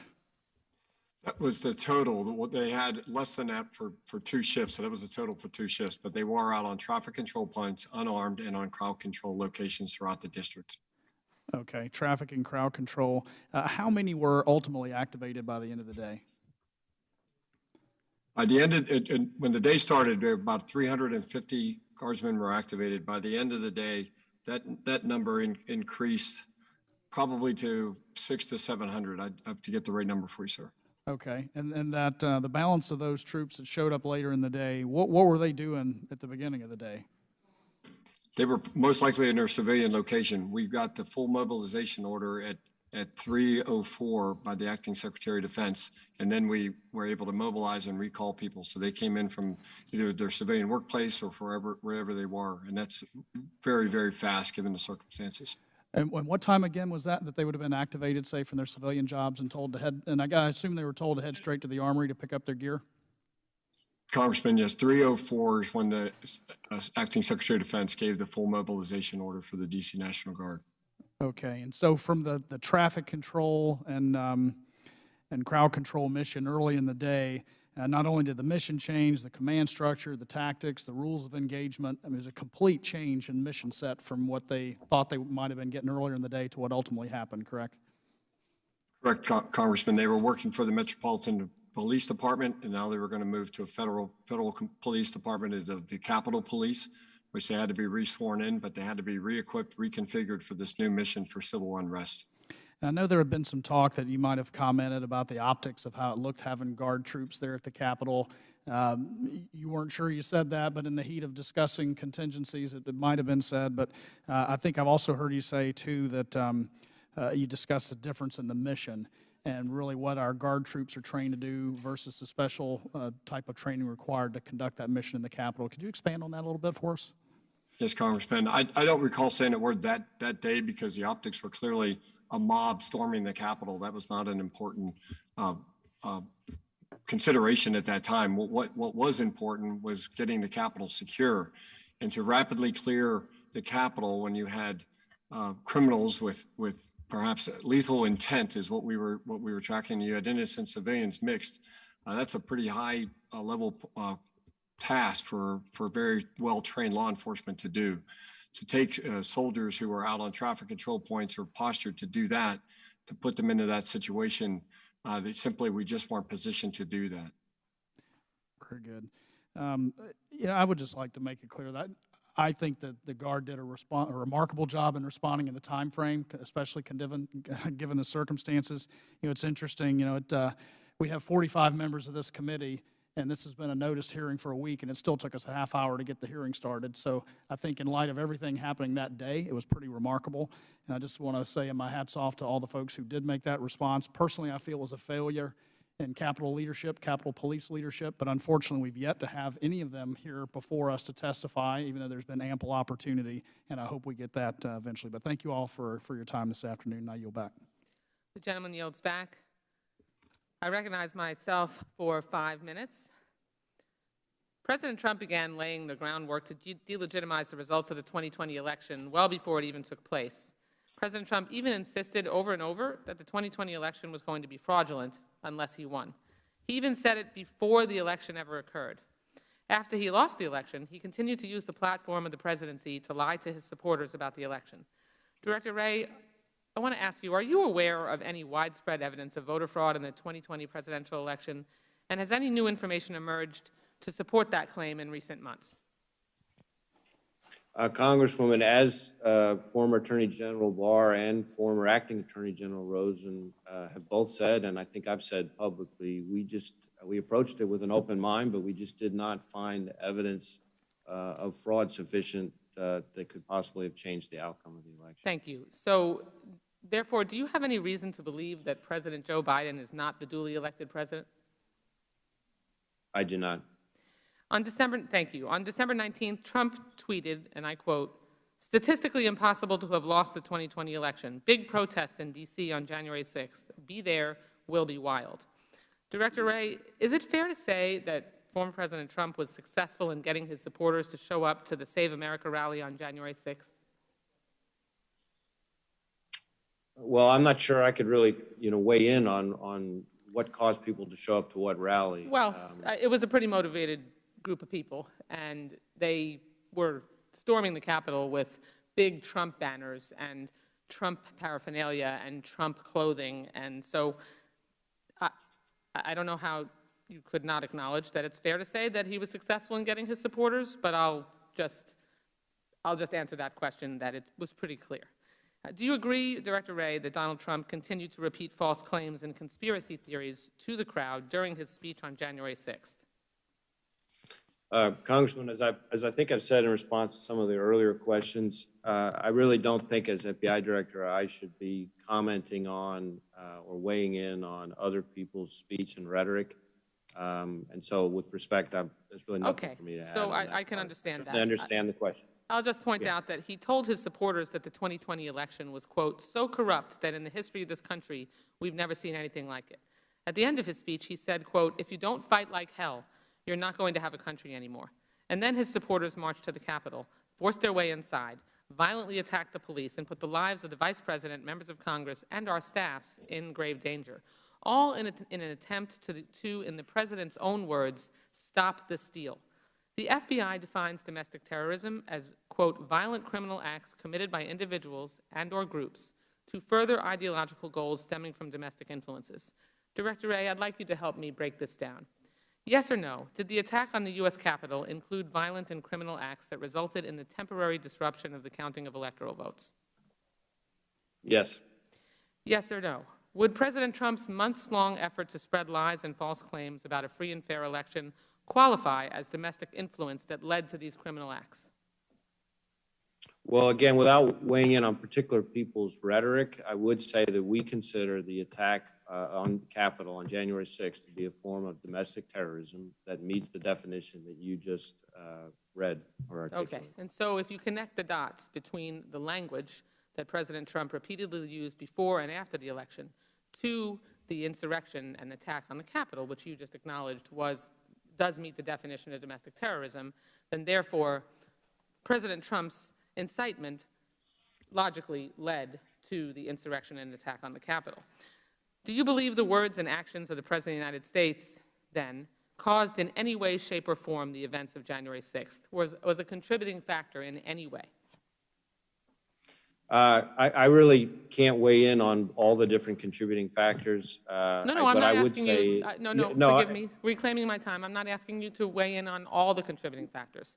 I just am asking you if the words and actions of the President of the United States, from before the election all the way leading up to the attack on the Capitol, caused in any way, shape, or form the events or had an impact on the events of January 6th?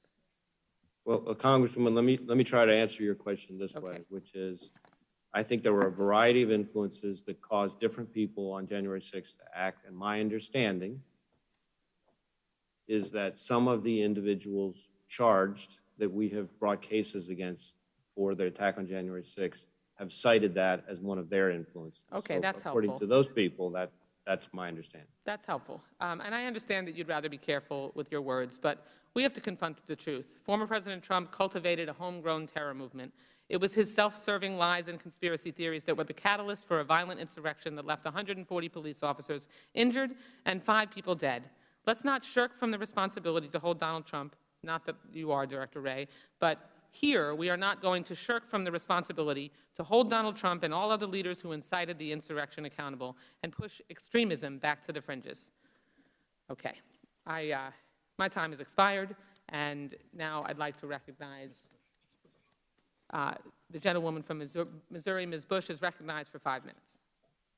Thank you. St. Louis and I thank you for convening this important hearing. Director Wray, I want to pick up where we left off last week when you testified before the House Judiciary Committee, the FBI's treatment and surveillance of Black protesters and its failure to respond to a white supremacist insurrection. So let's start on June 1st, 2020. Protesters were marching for justice and for George Floyd and Breonna Taylor outside of the White House in Lafayette Square. Early that evening, law enforcement stormed the square, firing rubber bullets, tear gas, and other chemical agents into the crowd. Director Wray, did the FBI issue a formal threat assessment during the summer 2020 protests for racial justice? Yes or no? Here right now, I don't remember which intelligence products we put out in the summer. I would say that those individuals who were engaged in crowd control did not include the FBI, because that's not our contribution to the effort. We don't do the crowd control piece. That's other agencies. So there was no formal threat. You can't say that about January 6th either. You're saying that is not the FBI? No, there's 2 different parts of your question. One was the formal threat assessment issue, and the other was your description of tear gas and that kind of thing. And what I was saying on the second part, namely tear gas and engagement with protesters in that regard, that's not the FBI's role in place. Right, we just said law enforcement. I only said law enforcement. I just asked if there was a formal threat assessment. Right, and so then on the formal threat assessment part of your question, we did not issue what I think most people are describing as a quote unquote formal threat assessment related to January 6th. That is a term that I think is normally used in connection with the so-called NSSE or SEER event. As far as the summer, I just sitting here right now, since I know this is a hearing on January 6th, I just don't remember what products or intelligence assessments we did or didn't do over the course of the summer. Thank you. It's clear to me that the FBI took considerable action against people non-violently protesting police brutality, which is because police killed Black people, yet failed to respond to known white supremacist insurrectionists seeking to attack the Capitol and overturn the results of an election. A few hours after law enforcement cleared protesters out of Lafayette Square, a Cessna jet took off from an airport in Manassas, Virginia, and flew a 7-mile circle around DC. Director Wray, there have been reports that this plane was operated by the FBI and was used to surveil protesters. Is that accurate? Congressman, I can't say sitting here right now exactly what any specific FBI aviation asset could have been used for. I will tell you we have very specific policies that govern all that from the Justice Department. And I have no reason to believe those policies weren't complied with. As the director, that's not something that you would know? Well, we have, as you may know, Congresswoman, every FBI field office has aviation assets and they're used all the time. So I can't sitting here right now tell you what a particular Cessna may or may not have been used, even if it was ours, which I don't actually know to be the case. So let's talk about what was difficult to assess for your agency and what was treated as unverified intelligence. An online post that included maps of Capitol tunnels said Congress needs to hear glass breaking, doors being kicked in, and blood from their Black Lives Matter and Antifa slave soldiers being spilled. Get violent. Stop calling this a march or a protest. Go there ready for war. We get our president or we die. Nothing else will achieve this goal. How did the First Amendment prevent you from monitoring threats of violence from white supremacist groups ahead of January 6th, but not prevent you from surveillance of people protesting in defense of Black lives during the summer of 2020, those protests?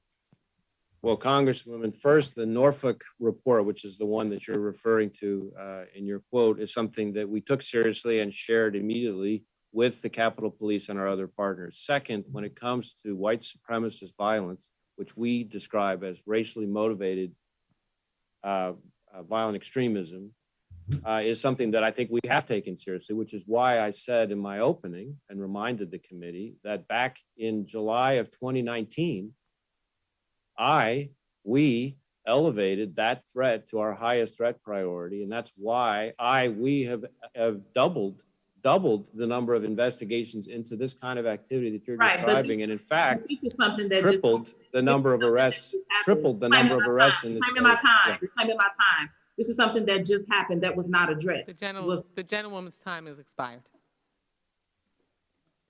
Mr. Keller, the gentleman from Pennsylvania is recognized for 5 minutes.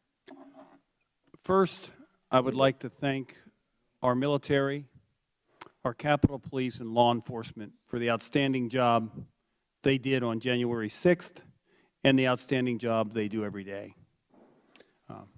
Thank you to the witnesses for being here today. However, it's troubling that the Capitol Police are not present at this hearing. Without their input, we cannot comprehensively improve security measures, increase transparency in communications, and ensure the events of January 6th never happen again. So, General Pyatt, does the National Guard have authority to assist the Capitol Police on its own accord? It does not, Congressman. It requires the Secretary of Defense to approve support to federal law enforcement. But if the Secretary of Defense says go down to the Capitol, can they do it without being asked? We need to have a request first from those entities, and those requests were asked for if there was needed support in the days leading up to 6 January, and we were told they were not need any support. So you can't just show up at the Capitol and say, I want to provide help. You have to be asked by the Capitol Police? Yes, Congressman. So you have to be requested. And as you mentioned, the Pentagon had asked the Capitol Police if they needed help leading up, needed help from the National Guard leading up to January 6th. It's my understanding they were asked on December 31st, 2020 if they needed any assistance? We got the request from the Mayor Bowser was drafted on 31st of December. The request from DOD to the Capitol Police if they needed any assistance came on the 3rd, and then on the 4th, the Secretary of the Army asked the Capitol Police if they needed assistance, and they replied they did not. On each occasion? On each occasion, sir. Okay. And the intelligence bulletin that Dr. Fox, our colleague from North Carolina, asked about, that was shared with the Capitol Police on January 5th? Congressman, we do not collect, the Army does not collect intelligence on our citizens. That's actually, we had. Yeah, excuse me, that's Secretary Wray. You had the from the field office in Norfolk, that was shared with the Capitol Police on January 5th? Yes, sir, in 3 different ways. Thank you. And General Pyatt, you were not asked for assistance on January 5th? We were not asked for assistance on January 5th, Congressman. Thank you. So I presume if you're not going to circumvent the chain of command, can you please walk us through the timing of the troop mobilization from the moment the Army received the official request for assistance from the Capitol Police Board? That assistance request came on the 2:30 phone call, and immediately Secretary McCarthy knew that it was urgent and it was required, and he ran down the hall to get that approval. We had approval by 3 o'clock, and we had mobilization approval by 3:04. What we didn't have is we didn't have a plan to get them remissioned to get them now to be able to respond to what the Capitol Police needed. There was never a doubt they needed it. Once that report came in, we could see that the perimeter had collapsed and the Capitol was breached. They needed it. We needed to get soldiers now re-equipped and reconfigured for this new mission. And had the Capitol Police asked for help on any of the occasions prior to that, you would have been able to have people on the ground at the Capitol on January 6th before anything happened? That is our recommendation. We should have had this plan before January 6th. That way we would have had a lead federal agency and an integrated security plan. Thank you, General Pyatt and Director Wray. I thank you both for your service on January 6th as well as the duration of your time. I just want to say that if the Democrats are serious, as they say they are, in investigating the events of January 6th, then they'll join committee Republicans in calling the Capitol Police to testify. We need to make sure we know what happened, and it really baffles me, and I think it baffles much of America, why the people that were in charge of protecting the Capitol have not been at either of the hearings we've had so far. The chief, now Officer Pittman, was in charge of intelligence and protective services on January 6th and before. Now Officer Pittman is in charge of the Capitol Police. I think if anybody wants to find the truth, you should be calling that witness so that we can ask the questions on what they did, what she did with the information she received on January 5th, and why she didn't request help from her superiors, go to the Capitol Board. What does the Capitol Police do when they get an assessment? And that really needs to be investigated also, and we shouldn't be waiting until the tail end. The only reason they're calling the Capitol Police is because the Republicans insisted they do it. Thank you, and I yield back. Thank you so much. I will now recognize myself for 5 minutes of questioning. Thank you all to our witnesses for coming in and offering your expertise and insight and testimony today. And in fact, I've been reviewing quite closely the sworn testimonies from some of you and the agencies represented that have been previously provided to other House and Senate committees. And I have noticed some contradictions in FBI testimony as well as some of the Department of Defense records that I'd like for us to just use this opportunity to clear up. And I'll start with Director Wray.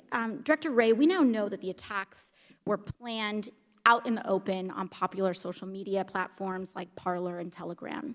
Among thousands of violent messages, there were messages saying, quote, if they certify Biden, we will storm Capitol Hill, executions on the steps. Also, wide social media activity included posts discussing specific details ahead of the attack, ranging from maps with layouts of the Capitol complex and construction plans for the gallows. During the Judiciary Committee hearing, Director Wray, you noted that none of the more than 500 people charged so far had been previously under FBI investigation.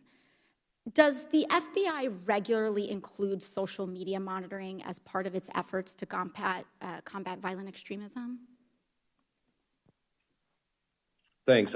Two things. I appreciate the question. So first, it's not none. It's almost none, which is important. And of course, our investigation is very much ongoing, and the facts are changing probably even as we speak here. But second, as to social media, I think it's understandable that there's a lot of confusion on the subject. We have very specific policies that have been at the department for a long time that govern our ability to use social media. And when we have an authorized purpose and proper predication, there's a lot of things we can do on social media, and we do, and we aggressively do. But what we can't do on social media is without proper predication and an authorized purpose, just monitor just in case on social media. Now, if the policies should be changed to reflect that, that might be one of the important lessons learned coming out of this whole experience, but that's not something that currently the FBI has the either the authority or certainly the resources, frankly, to do, which gets back to the point that I was making in response to one of your colleagues earlier about. Thank you. Sorry, I apologize for interrupting. We just have limited time. At that same hearing, you also later stated that certainly, and you had stated during this hearing that you all were aware of online chatter about the potential for violence, but, quote, I'm not aware that we had any intelligence indicating that hundreds of individuals were going to storm the Capitol. Now, prior to January 6th, we saw that the FBI officials previously testified to the Senate Homeland Security Committee that there was no such intelligence, despite the fact that the FBI may have been aware of those posts. Would you be able to clarify that for us? Fortunately, Congresswoman, I'm not sure I know exactly what somebody said in an earlier testimony, so I'm reluctant to try to elucidate somebody else's testimony, unfortunately, since I don't have the benefit of seeing it. So was this, and I apologize if I'm, boiling this down too much, but it seems as though there may have been either a failure to collect intelligence on this insurrection prior to it happening, or a failure to act on intelligence that we may have had. Is it, given the answer that you just gave, was this due, perhaps policies that you had, that you just pointed to, was this a failure to collect intelligence prior to the event, or was it a failure to act on intelligence that we may have had? I don't know that I would, I'm not sure I could put it in either of those buckets. I think what this shows is the challenge of getting sufficient information about what is out there on social media to be able to have the ability to distinguish between what we're calling sort of aspirational versus the intentional. It's sort of the wheat from the chaff. Sorry, one last question. That I gave earlier. One last Yeah. question, I apologize. Director Wray, do you have any reason whatsoever to believe that President Trump or anyone in the administration did not want to deploy the National Guard on January 6th? That's not really a subject I have anything to add on, I'm afraid. Are there any records of conversations between the FBI and the Trump administration that would potentially reveal knowledge of the potential of the attack prior to January 6th? I'm not aware of any records of the sort you're describing. Most of the interaction between certainly the White House would have been with the White House and the Justice Department, not the FBI. Thank you very much. The gentlewoman from New Mexico, Ms. Harrell, is now recognized for 5 minutes. Thank you, Madam Chair. Madam Chair, I ask unanimous consent that Senator Ron Johnson's June 7th, 2021 letter to the Department of Justice be entered into the record. Without objection, so ordered. I ask that the FBI respond to these questions in writing to our committee as soon as possible. And I want to get right on this because I know we're under a time frame. Director Wray, how much money and manpower is the FBI using to investigate the January 6th riot compared to the months-long riots across the U.S. at federal buildings and at the White House? I'm not sure I can give you exact figures on dollars and head count, but what I can tell you is that in both instances, we've been conducting hundreds of investigations, conducting hundreds of arrests, and involved, I think, almost every FBI field office in both. Okay. And it's been reported that the facial recognition is being used to track down Capitol Hill rioters. It's the same technology. Is the same technology being used against those that rioted and damaged federal property near the White House or in Portland? I know that we have used facial recognition in the same way we've been using in relation to January 6th in connection with some of the violence and criminal activity that we saw over the summer. Sitting here right now, I can't tell you specifically whether it would have been Portland or other cities or all of the above. Okay. Madam Chair, I'd like to ask for those answers to be brought back to the committee's attention, and they can be put in writing. Without objection. Thank you. And then on the, Director Wray, on the scale of violence and damage to federal property during the 2020 summer was unparalleled compared to other recent incidents of unrest in the U.S. Would you call the summer riots of last year a threat to our democracy? Well, certainly the violence over the summer was a threat to communities all across the country and to businesses and to law enforcement. Whether I would call it a threat to our democracy, that I'd have to think about a little bit more, but I'm not sure I can take it that far sitting here right now. Okay. General Pyatt, I wanted to ask you if there were any questions or accusations from my colleagues that you would like to respond to that you felt like you might not have been able to so far. Thank you, Congresswoman. What we wanted to make clear is that we should have been prepared. We should have had an integrated security plan. We should have had a lead federal agency. Those requests did not come in. And the time to respond to a crisis, sadly, when it was occurring, we just couldn't get there in time. We just were not in position. But we learned from that. And as we prepared for the inauguration, that's indeed what we did. We had that lead federal agency. We had an integrated security plan. And we had shared indicators and warnings of intelligence, and the security plan worked. That's the role of the Department of Defense. People think we may have delayed a response. We had to form a new response, and we had to do it while the crisis was ongoing, and your lives and many lives were at danger. Great, and thank you. And I want to thank all of you for your time today, and obviously for your service to our country. And I hope, for the sake of this committee and for the American people that we represent, that we can get through this and then really start addressing the issues that are more adequately important to districts such as mine on the border, like my colleague Jim Jordan mentioned earlier today. I know our constituents are concerned about the inflation, the spending. They're worried about domestic terrorism. They're worried about our global standing. They're worried about a lot of things. So I hope, for the sake of everything good, we can get through these committee hearings and get back on track and do the work of the American people. And I yield back, Ms. Chair. Thank you. Thank you so much. The gentlewoman from Michigan, Ms. Tlaib, is recognized for 5 minutes. Thank you, Madam Chair. I truly appreciate this hearing. I think it's incredibly important. I think before we begin, just to be clear, the people that we're talking about that attacked the Capitol live within our borders.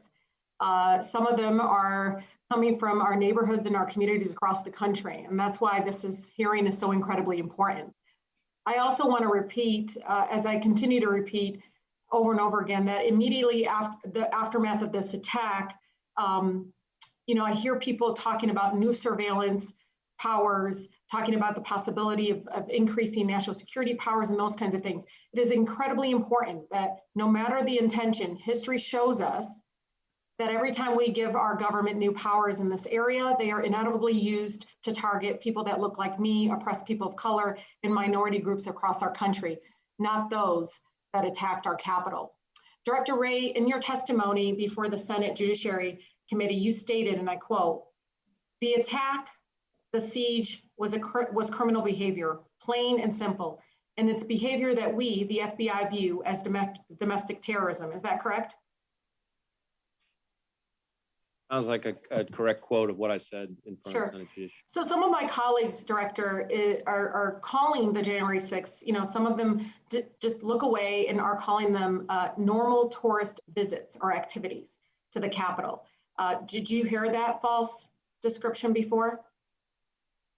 I have been asked about that, and I wouldn't describe it that way. Okay. Well, unfortunately, that's how, again, January 6th attacks have been described in the past, and it's really to downplay, excuse, and otherwise defend this really violent attempt to overthrow our democracy and the Constitution itself. By doing that, I very much believe colleagues are endorsing those actions. Director Wray, what would happen if you do not hold those that were responsible for January 6th accountable? What do you think would happen? Well, Congresswoman, I think it's one of the things that defines our country is a respect for the rule of law. And there is a right way and a wrong way to express your unhappiness, your anger, your disagreement under the First Amendment. And that does not include violence against law enforcement, destruction of federal property, and the kind of behavior that we saw in this Capitol on January 6th. And so, to me, the rule of law is at stake, and that's what we're trying to make sure that we enforce. The ends do not justify the means, no matter how much people. Yeah. Oh, I'm sorry to interrupt. Do you think, Director Wray, that it would enable people to continue those efforts, that it would enable what we would some refer to white supremacist groups, domestic terrorist groups here? Do you think it would enable them to continue to attack our Capitol and our democracy if we did not hold them accountable? I think if the criminal laws are not fairly and aggressively enforced, and if domestic terrorism is not fairly and aggressively pursued, then I think it will not only continue but grow. In March of this year, I don't know if folks on the panel know, but the Director of National Intelligence released an unclassified report titled, quote, "Domestic Violent Extremism Poses Heightened Threat in 2021." The report identified the, quote, emboldening impact of violent breach of the U.S. Capitol as a development that would, quote, almost certainly spur domestic violent extremists to try to engage in violence this year. Director Wray, yes or no, do you agree with DNI's assessment? Yes, we contributed to that assessment and share it. Do you believe, Director, that continued attempts to discredit the November elections, such as the absurd Arizona recount and recent reports that the former president believes that he will be reinstated, he still says this could potentially have similar effects? Well, certainly I think there's a whole range of things out there that are contributing. Well, do you think it enables that narrative that folks had a right to come here? They had a right to come here and attack our Capitol and our democracy. I've tried to steer clear of weighing in on different people's speech just because of my role. I certainly understand why you're asking. Director Wray, it's really scary to believe, because I truly believe this. Do you think if the people in that crowd looked brown or black majority, do you think that we would be here in this hearing right now? That's hard for me to say. I can tell you, we FBI. Do you think the riot gear would have showed up? Do you think the National Guard would have been called? Because what I really saw when Black Lives Matter protesters were here and those defending their right to choose, it seemed like all of a sudden, all of y'all had resources. Y'all had a plan then. Why is it when white supremacist terrorists show up here to want to lynch the vice president, to attack the speaker, to attack our democracy, threatening the lives of members of Congress, but really the lives of just our whole livelihood in our country, that no one seemed to want to show up? Well, Congressman, I can only really speak to the FBI's role, and my view is we have one standard and we've tried to apply it consistently in both situations. Thank you. I yield. The gentlelady's time has expired. The gentleman from Louisiana, Mr. Higgins, is recognized. Thank you, Madam Chair. My. Bless you, sir. My. My colleagues across the aisle are going to find themselves in a bind this year because we're going to investigate. We're going to investigate what exactly did happen leading up to January the 6th. You'd have had to be living under a rock in America to not know that there was potential for violence, riot, and mob behavior on January the 6th. Anybody with an ounce of common sense and any kind of connection to the street knew that that was a potential. The United States Capitol Police received intelligence from numerous law enforcement and intelligence services which clearly indicated a likelihood of violence on January 6th, and they failed to adequately prepare. Let's look at why. Mayor Browser. My goodness. December 31st, she had one tone when she requested the cooperation of the D.C. National Guard. And let me clarify, the commanding general of the D.C. National Guard is subordinate solely to the President. The authority to activate the D.C. National Guard has been delegated by the President to the Secretary of Defense and further delegated to the Secretary of the Army. There's a chain of command. It begins with a request from the mayor. The mayor made that request on December 31st. The President authorized it on January the 3rd, but on January the 5th, Mayor Browse of D.C., who's deeply connected with my Democratic colleagues here in this body, she had a change of heart, sent out a letter. So we don't want any National Guardsmen here. I got National Guardsmen just for traffic control, wearing safety vests, unarmed, working traffic control and crowd control here and there in the city. Certainly not pre-deployed to react and respond quickly to the kind of thing that everybody knew was a potential to happen on January the 6th. So what happened? Were there communications between my colleagues in the Democratic Party and their friend, the mayor of D.C., to have that change of heart the day before January the 6th? We're going to find out. I promise you.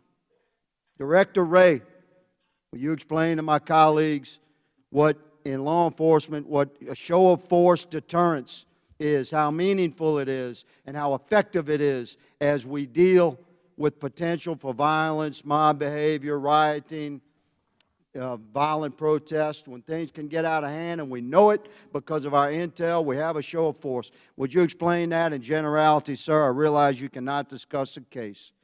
Share with America briefly how effective show of force is.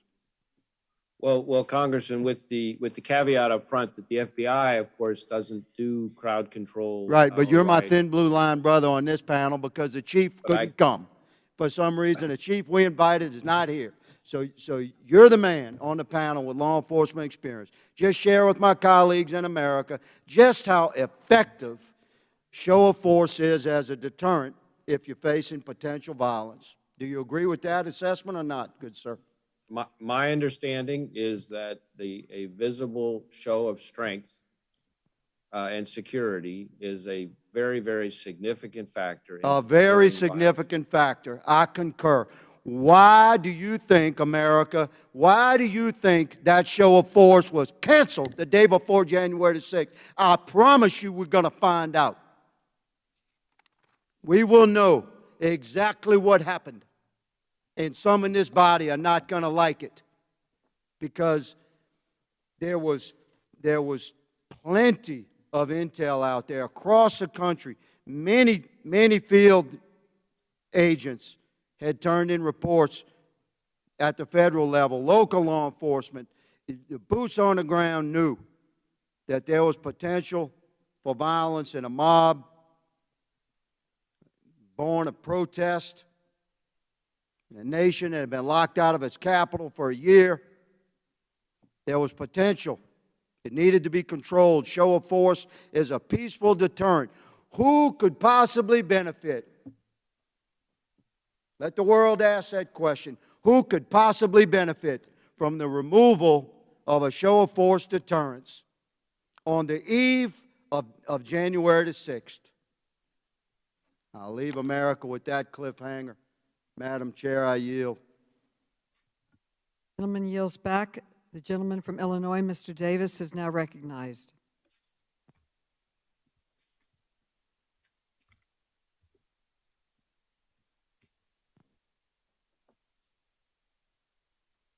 You have to unmute, Mr. Davis. We can't hear you. What about now? Now we can hear you. All right. Thank you very much. I want to thank all of the witnesses who've been with us all afternoon. In the joint bipartisan report released by the Senate last week, the committee found that, and I quote, according to DOD, the Department of Justice was designated as the lead federal agency in charge of security preparations and response on January 6th. However, when he testified before our committee, former acting Attorney General Jeffrey Rosen seemed to dispute that the Justice Department had been tapped as the lead federal agency. Lieutenant General Pyatt, was it your understanding prior to January 6th that the Department of Justice had been designated as the lead federal agency? Congressman, it is. We had asked for a lead federal agency. I'm not sure exactly when it was designated, but we did not have an integrated security plan. Thank you. General Flynn, same question for you. Congressman, my understanding is exactly as General Pyatt outlined. Thank you. According to documents obtained by our committee, the Army initially recommended against supporting Mayor Bowser's request for National Guard support prior to January 6th, in part because the lead federal agency had not been designated at the time. That recommendation changed once DOJ was designated as the lead agency. Lieutenant General Pyatt, could you briefly explain the importance of designating a lead federal agency for large-scale events like January 6th? Yes, Congressman. That was a recommendation made to the Acting Secretary of Defense by Secretary McCarthy, that we have a lead federal agency, that federal agencies exhaust all their assets before we support with military support. We supported that recommendation, and that was the way he was able to approve Mayor Bowser's request for National Guard forces. Why did DOD then resist granting Mayor Bowser's request until a lead agency had been identified? We recommended that for a better security plan, to have a lead federal agency and an integrated security plan, so we would have unity of command and unity of effort, so that as anything went unaccording to plan, and events normally do, that lead federal agency would have the authorities required for requesting additional support. Thank you. Unfortunately, as indicated by Mr. Rosen's testimony before our committee last month, DOJ was either unaware of or resisted its lead agency role. According to the Joint Senate report, Army Chief of Staff General McConville noted, and I'm quoting, DOJ did not conduct any interagency rehearsals or have an integrated security plan, as DOJ did during the summer 2020 protests, when it had not been designated as the lead federal agency. According to the Senate report, General McConville, and I quote, stressed the importance of integrated security plans and acknowledged that had there been one on January 6th, DOD's response time would have been quicker. General Flynn, had DOJ played a more proactive role in coordinating the federal security preparations prior to January 6th, do you think the federal response would have been quicker? Congressman, I can't answer for the Department of Justice. However, what I would say is that that integrated security plan, pre-federalized soldiers and airmen, a rehearsal and an integrated security plan would have assisted us when the crisis rapidly escalated and the violence went in a direction that was unforecasted. Thank you very much. Well, the documents released by the committee offer one reason senior leadership at the Department of Justice was distracted in the days leading up to January 6th. They seem to be in full-blown crisis mode, trying to ward off a desperate president from pressuring them to take action to stop the vote. And while they may have succeeded in doing so at DOJ, the results that followed on January 6th were deadly. And Madam Chairman, I yield back. The gentleman yields back. Mr. Clyde from Georgia is now recognized. Thank you. Thank you, Madam Chairwoman. Director Wray, we know that through various reporting, including the June 8th Senate report, the FBI's Norfolk Field Office disseminated a January 5th report that was disseminated to Capitol Police through the Joint Terrorism Task Force. We also know that the Capitol Police analyst who obtained a copy of the Norfolk report forwarded it to their supervisor, but it went no further. So would you agree that the Capitol Police should be here answering questions about why they seem to have not taken this report seriously and prepared accordingly? Yes or no? I really can't speak for the committee's decisions about who it calls and as witnesses. Certainly, I agree with your description of what we did in terms of providing the report to the Capitol Police. Okay. Are you aware that Acting Chief Pittman served as the Assistant Chief of the Capitol Police's Intelligence Division at the time of the riots? I've heard that in connection with this hearing just over the course of the afternoon here today. Okay, so as a leader of an intel agency, does it give you pause that Pittman, the very person responsible for coordinating and approving the Capitol Police's own intelligence assets that led to poor decision-making, failed to ensure that all rank-and-file officers have been properly briefed, regularly updated, and prepared to manage the events of this 6th as the law enforcement officer here? Does that give you pause? Does that concern you, sir?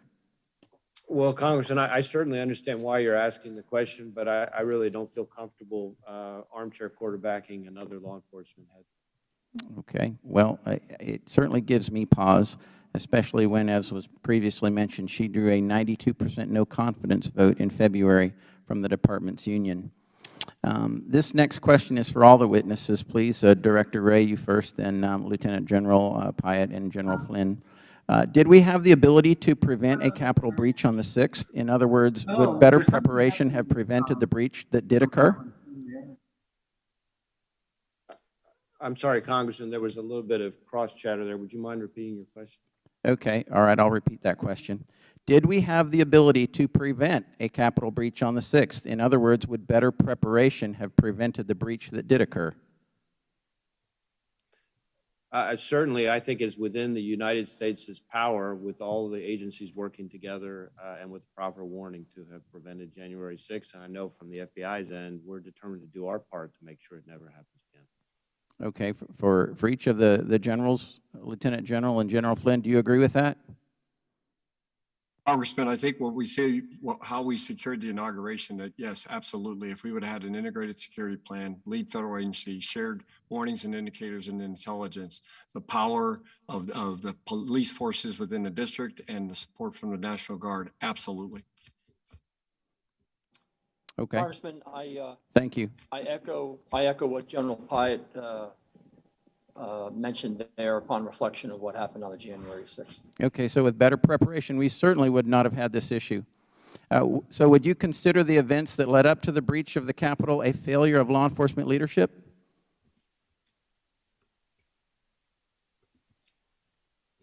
The question, and that is for... I'll go first. I'm just same answer as I gave before. I'm just not really comfortable weighing in on other people's leadership in charge of their own agencies.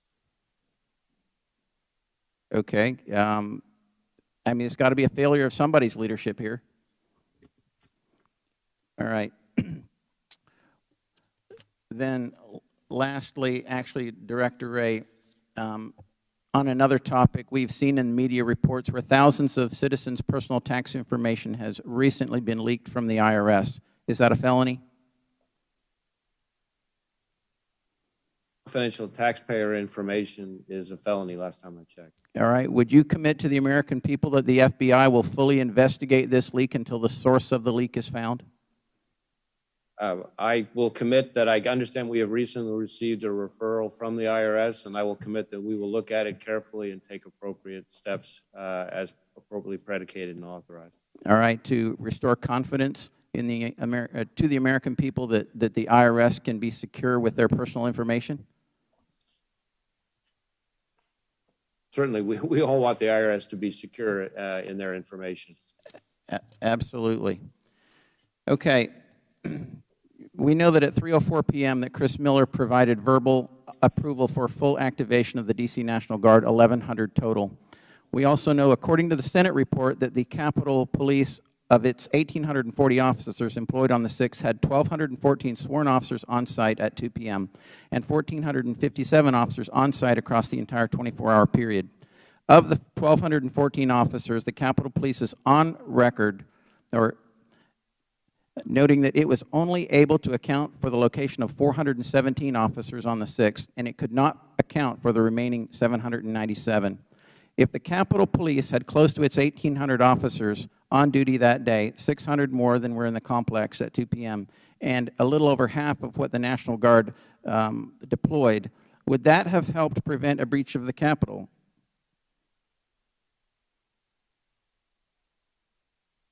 Director Wray, that's for you. Really address that question. That may be better directed to other agencies. time with the gentleman. All right, thank you. I yield back. The gentleman from California, Vice Chair Gomez, is recognized. Thank you, Madam Chair. So January 6th is something that I think none of us will ever forget, especially if we were in the Capitol that day, which I was, or especially my colleagues and myself who were stuck in the gallery. Not only because we were stuck while everybody else was evacuated, we also had to crawl on the ground so, you know, we wouldn't get shot or something would happen. That is something that I will never forget. And I'm still extremely, extremely angry about that day. And I know we're talking about intelligence failures, and there's been a lot. But I had constituents who came up to me and asked me, they're like, hey, are you concerned that they're going to try to, Trump supporters and QAnon followers are going to try to stop the certification of the Electoral College? And it's like, no, no, no. We have Capitol Police, we have FBI. If we hear something or if they heard something, we would get notice. I'm not concerned about that. But these white nationalists literally planned this insurrection in plain sight. My own constituents were following it along and warning me. My chief of staff tried to warn me, even a few days earlier. But I thought, FBI, right? They're gonna know. But there wasn't a threat assessment, no intelligence bulletin. And how can you prepare if there wasn't something of that sort? Yes, I heard the testimony from the director that he gave. There was raw data that was given to the Capitol Police. But I still, Director Wray, the FBI claims it didn't produce a bulletin over First Amendment concerns. Do you consider threats against elected officials and an assault on the Capitol to be free speech?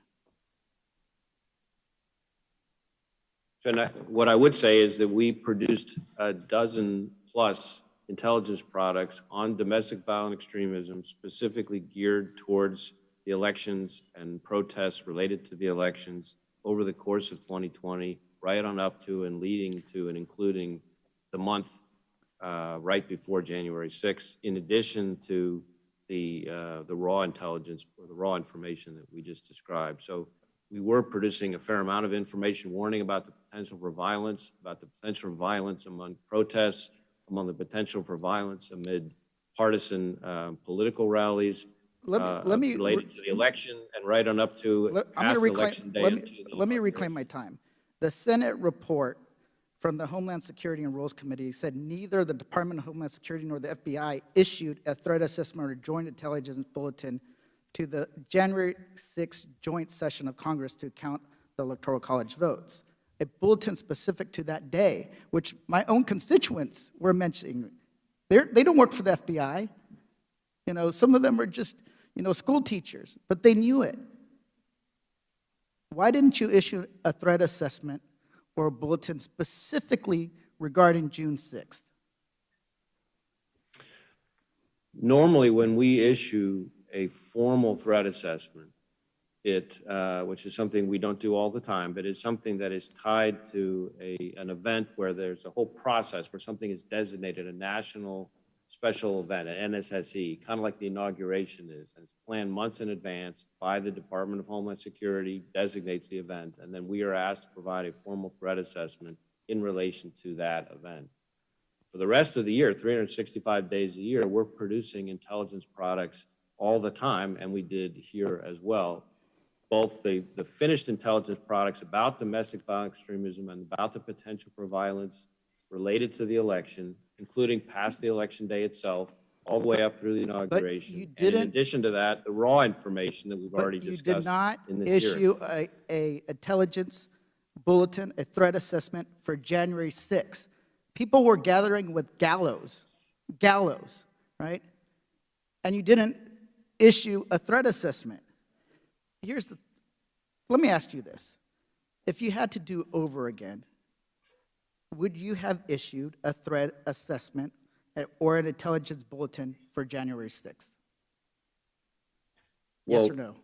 Very easy certainly, if we knew all the information that we've developed in our investigations before January 6th, we would have built an intelligence product based on that and provided it to all sorts of people. Well, let me just point out that an intelligence bulletin was just issued regarding QAnon followers being upset that their prophecies are not going to be coming to fruition. So when it comes to the real threat that occurred leading up to January 6th, I think it was a failure of taking that seriously, to acting, and it put not only members' lives in danger, especially the ones that don't have security, but also our democracy in danger. With that, I yield back. The gentleman's time has expired. The gentleman from Kansas, Mr. LaTurner, is recognized. Mr. LaTurner. Thank you, Madam Chairwoman. Once again, this committee had a real opportunity to hold a bipartisan oversight hearing to get to the bottom of the events of January 6th. We should have had witnesses such as the former Capitol Police Chief, the former House Sergeant at Arms, that could speak specifically to the breakdowns in leadership and communication on that day. But sadly, that has not happened. Our job should be to hold the leadership accountable who failed, hold the people that committed these crimes accountable, make sure that this never happens again, and finally, focus on bringing this country back together to work on their behalf in the halls of Congress. That's what they expect, and partisan hearings like this further to hurt our ability to do that. First and foremost, I want to ask Director Wray, what have you learned over the last 5 months that will ensure that something like this never happens again? A number of things, but I'll just list off a few that are top of mind for me these days. One is that we need to develop better human sources to be able to better anticipate violent extremism. Second, we need to improve our data analytics because, as I've said in response to one of the earlier questions, the volume, just the terabytes and terabytes of information that are descending upon investigators, including at the FBI, is like nothing we've ever experienced before. And so the need to get through it fast and separate, as I said before, the wheat from the chaff is at a premium. And then third, we're going to have to deal with the encryption issue because what we've seen time and again, we saw it in relation to the January 6th attack, but we also saw it over the summer with the violence that occurred there. The bad guys are communicating in ways that are right around the edges of the First Amendment on social media, but then they switch over to encrypted devices and encrypted messaging platforms to communicate the stuff that's most revealing and that's most likely to allow us to better spot the difference between the intentional from the aspirational. So those are three things that I think are particularly important, but there are going to be a whole host of lessons that we learn out of this, and we're actively engaged in that process. Thank you, Director. While I have you, I also want to talk about a growing concern for the people I represent back in Kansas as well as Americans across this country, and I know that it's a concern for you. You recently compared the ongoing ransomware threat to global terrorism and even 9/11. Can you talk to me a little bit about the interaction that the FBI has with CISA and how we can improve the communication that these federal agencies have with each other to better serve the private sector that is getting hammered with ransomware attacks?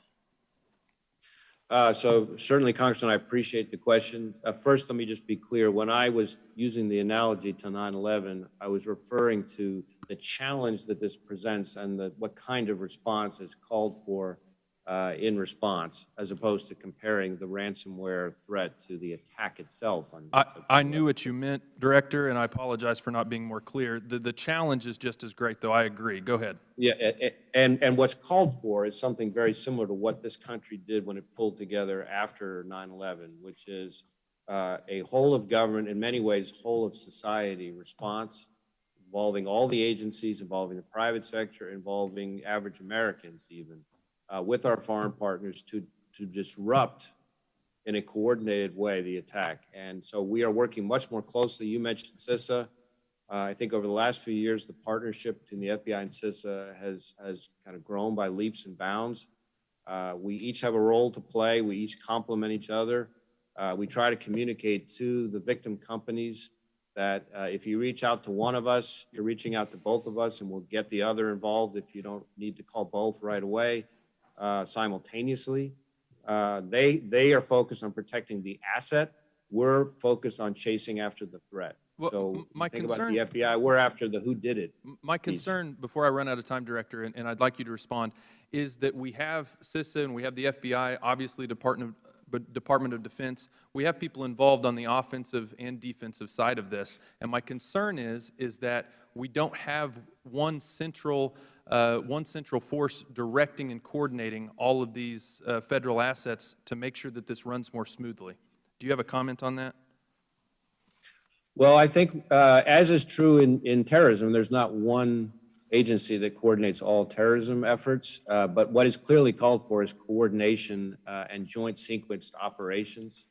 We, for example, have the National Cyber Investigative Joint Task Force, where we have multiple agencies there working with us. So there are vehicles like that to ensure proper coordination, and with that, I think you and I are very much on the same page.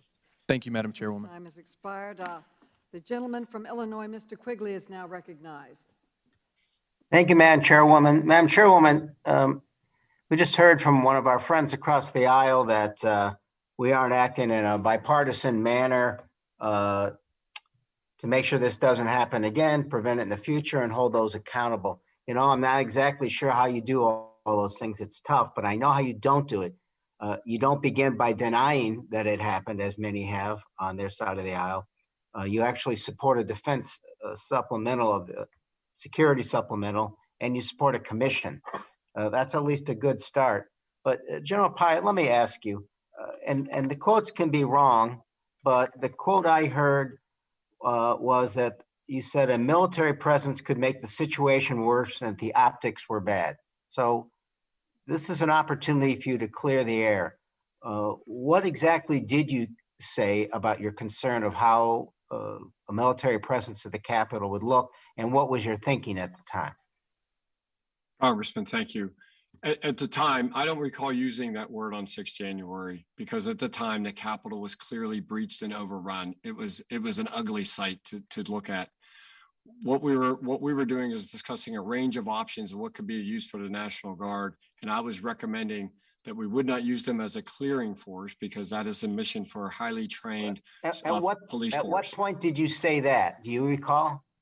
It was on the 2:30 phone call. We were exploring a range of options, and then afterwards we went into I'm sorry, again, you saw what was happening at the Capitol, but you still didn't want to use National Guard as a clearing force. Is that correct?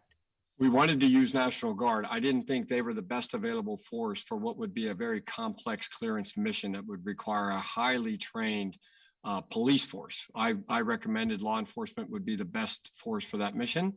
But I also recommended that the National Guard, that we would continue to build up their numbers, would be good to be able to set an outer cordon or a perimeter around the Capitol. And that's the mission we ended up doing. But the mission you wanted to do was to have a security force around the Capitol while the battle was taking place in the Capitol? We thought that things were going very fast, Congressman. What we were seeing unfolding was that there would be a breach clearing force inside the Capitol out. Police would be able to do more targeted arrests on the outside, and we would be able to regain the perimeter security of the Capitol. We recommended that be a good mission for the DC National Guard with their riot gear. But in effect, that would make them spectators to the battle for the most part, would it not? It would control the ability of the other forces to do their mission. It's a typical security mission to secure the perimeter, to allow and facilitate the clearing. That way, no other forces or assailants or criminals would be able to break out of the Capitol and flee. They would be contained, and that would allow them to clear and control the objective and clear the Capitol. So it was just to act as a perimeter force. And again, I'm far from a military expert. But again, it sounds like they were going to view the main battle from the inside. And a battle by that time, which you would have to acknowledge was lost. This was a battle. And for the first time since 1814, we'd lost. And with respect, what you seem to be suggesting is that the force with the most strength would act as perimeter spectators and make sure the people who did all the damage didn't get away. Is that a fair way to characterize what you were proposing at that point? Congressman, the guardsmen that we had available at the time were unarmed. They were on a traffic control, crowd control mission. That was our concern. We had to get them remissioned, re-equipped, reconfigured. And that's why we were making these recommendations to the Secretary of the Army for how best to utilize the force. And we were trying to build that force up as fast as possibly could. I think what you said before was that this wasn't a delay, it was a new plan on the fly, correct? Yes, Congressman. Is that another way of saying, again, I was in the room where it happened, so I think I can say this. Isn't that another way of saying that you weren't prepared in the first place? We were not positioned to respond to this crisis because the only force we had committed in the district were unarmed soldiers on traffic control points and crowd control. We had to recall the DC National Guard. We had to reposition those forces, reconfigure and we're worried about optics. This was the first battle in our nation's capital since 1814. We lost it. You wanted to be spectators and you wanted to direct traffic while hundreds of people were injured and 5 people died. I yield back. Gentleman yields back. The gentleman from Texas, Mr. Fallon, you're now recognized. Thank you, Madam Chair. Director Wray, what law enforcement agency has primary authority and responsibility for the safety and security of the Capitol building and the Capitol complex? Congressman, my understanding is that that's the U.S. Capitol Police. U.S. Capitol Police. So it stands to reason that the singular most important person to have here today to attend this hearing would be the Chief of the United States Capitol Police. And this begs the question, where is the acting police chief? Where is Police Chief Pittman? The reason, or better stated, the excuse that we were given is that acting Police Chief Pittman is busy watching someone else's testimony at someone else's committee hearing. The dirty little secret is she should be here, and she could be here. In fact, we could have compelled her to be here via subpoena power, but inexplicably, our Democratic chairwoman refused to exercise her legal and entirely, in this case, entirely proper subpoena power. Now, I guess we'll see her on the 21st of July, but she should be here today as well. Director Wray, to date, of the 500 or so odd people, 500 plus people arrested for their actions on January 6th, has anyone been charged with inciting an insurrection? I think I responded to an earlier question. I don't believe that that has been one of the charges used so far. But again, with that many cases, I want to build in a little room for the fact that I might not know all the cases. But so as of right now, the answer would be no, fair to say? That's my understanding. Okay. Has anybody been charged with sedition, to your knowledge? Same answer. Okay, no again. Has anybody been charged with treason? I don't believe so. Okay. Has anyone been charged with illegal possession of a firearm inside the Capitol on that day? I believe there has been at least one instance of someone arrested with a firearm in the Capitol, and there have been a number of arrests of individuals either en route to the Capitol or near the Capitol for the siege. Director, but I don't have the exact number. Director, inside the Capitol, so there has your testimony is there is one person that has been arrested for illegal possession of a firearm inside the Capitol building that day. Is that correct? I don't know exactly what's in his complaint or indictment, but I know there has been at least one person, or I've been told there's been at least one person arrested with a firearm in the Capitol on January. So you don't know, Director, if they've been charged or not with that crime? Is that correct? I just, with that many cases, I can't be sure about. So you're not sure, individual. okay. Just reclaim my time. The video that was shown at the beginning of this hearing was visceral, it was unsightly, and it's emotional. And it's outrageous what happened. The images and the actions that we saw in that video were disgusting and they were very disturbing. But so we're supposed to believe here that the best way to describe the events of January 6th should be calling it insurrection. At least our friends across the aisle say that. But so we're to believe the strongest republic in history and the world's oldest functioning democracy was actually threatened to be overthrown by a mob not armed with any artillery or firearms or bayonets, but rather flagpoles, stolen podiums, and mace. So how can we, what's the best and most honest and accurate way to describe the events of January 6th? It is a mob that rioted. So we should be calling it the January 6th Capitol riot. Republicans have always condemned all political violence. So let's compare the BLM Antifa riots of 2020 with what happened on the January 6th Capitol riot. In the summer of 2020, there were riots that swept across 140 cities. On January 6th, it was in one building. And that summer of 2020, those riots cost $2 billion with a B in damages. On January 6th, $1.5 million. They were months went by with these riots, and the riot on January 6th was about 4 hours. So there was more loss of life, more damage, and it lasted much longer and threatened scores of cities. We have had no hearings on the Antifa or BLM riots, but we have had now 2 hearings on the January 6th riot, and apparently we're going to have a third one in January. Director, one last question. Is it true that the FBI has not classified the Atlanta spa shootings as hate crime?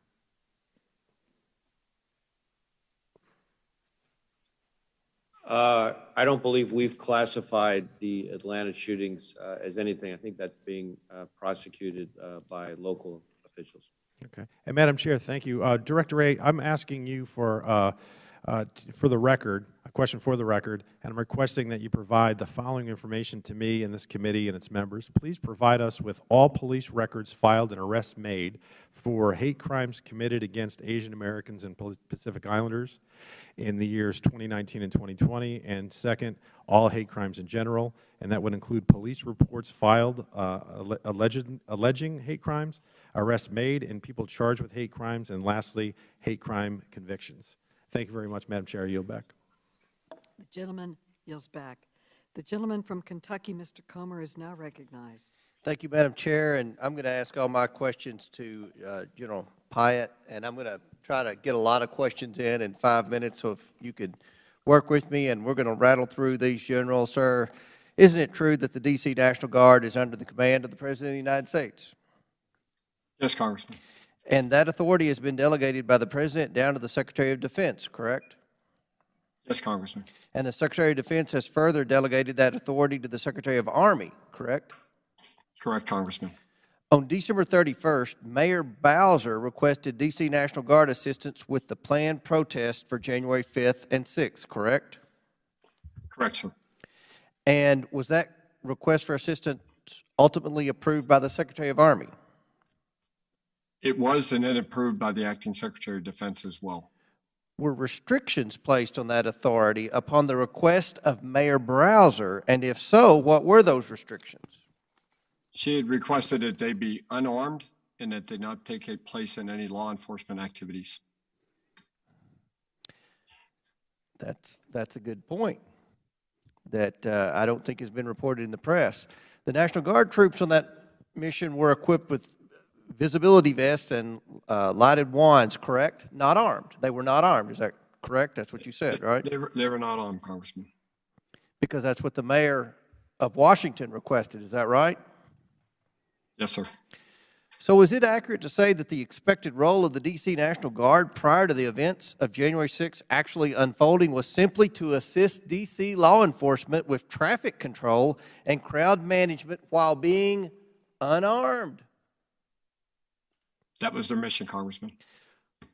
Well, I will just go back a couple of questioners, and Mr. Quigley, in his last seconds of time, took a shot at you for being on traffic patrol. But what we've just learned today is that was at the direction of the mayor of D.C. She asked you to do traffic control, essentially, and be unarmed at that, correct? Correct, Congressman. So what you were actually deployed in doing on January 6th, when the calls came in requesting they be redeployed to the Capitol, that was a whole change in plans, and that wasn't what the mayor of Washington, D.C. had asked of the National Guard. So when you got the call to be redeployed, I would imagine that there were a lot of things that had to take place. I would imagine that the National Guard troops would have to leave their positions, which I would assume were scattered all over Washington, D.C., and go back to a central place to get armed and come up with a plan. Would that be correct? Correct, Congressman, and they were also called in from their civilian workplace as well. So there were civilian workers that weren't even, they were at work, like what the National Guard does. They work private jobs. So the Democrats on this committee, many of whom have criticized you for not being there on time, when actually you were doing what you were asked to do by the mayor of Washington, D.C. Is that correct? Correct, Congressman. Wow. So on January 3rd and 4th, the U.S. Capitol Police confirmed with the Pentagon that there was no requirement for Department of Defense support. Is that true? Yes, it is, Congressman. Woo! This has been a productive hearing. Man, I think that, Madam Chair, if we have a part 3, we need to have the mayor back, as well as the Capitol Police Chief, who didn't have time to come attend our hearing today because she had something else more important to do. Wow. One last question for Director Wray. Sir, the minority on this committee, we've been requesting hearings to discuss the origination of COVID-19, and I know the President has instructed the intelligence community to reopen an investigation into the origination of COVID, and specifically with the Wuhan lab. Can you tell us anything about how that investigation's going, and do you think you'll be able to report back to the President within that 90-day time period that he requested? That the intelligence community will be able to report back? I would say that, sorry, I would say that the intelligence community is working very hard across multiple agencies on the subject, but it's probably too early for me to give much of a prognosis on it. We're making a lot of progress, and that's all I can say at this time. Well, that's of the utmost importance. I think an overwhelming majority of Americans are hoping that we can get to the bottom of this, and we will be in communication with you on that ongoing investigation. Madam Chair, I yield back. Gentleman yields back.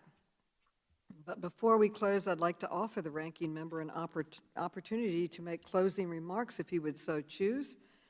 Ranking Member Comer, you are now recognized. Well, thank you, Madam Chair. I want to thank the witnesses who are here today. Director Wray, I'm surprised that you did not get one single question from the Democrats about Russia. And I'm surprised because I've sat on this committee during the entire Trump administration, and the Democrats prior to Biden being sworn into office were obsessed with Russia. And I'm just shocked that you weren't asked any of those questions. So we'll maybe next time when they invite you back to the committee, they'll have some questions about their conspiracy theories with respect to Donald Trump and Russian collusion. General Flynn, thank you for your service. I really don't understand why you were asked to be a witness at this hearing. I know that you just got stationed to a new post in Hawaii, and it's a probably a big inconvenience to have to come back and testify before this committee. I don't think you got very many questions from the Democrats, but at any rate, I appreciate your service. And I must say to General Pyatt, I appreciate your testimony here today.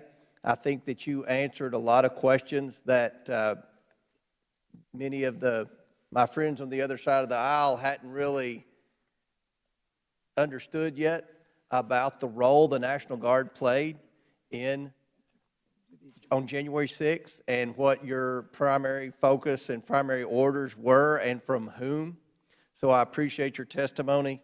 I will just say that I hope that, Madam Chair, we can focus moving forward on the crisis at the border, the origination of COVID-19, and holding whomever that possibly was accountable.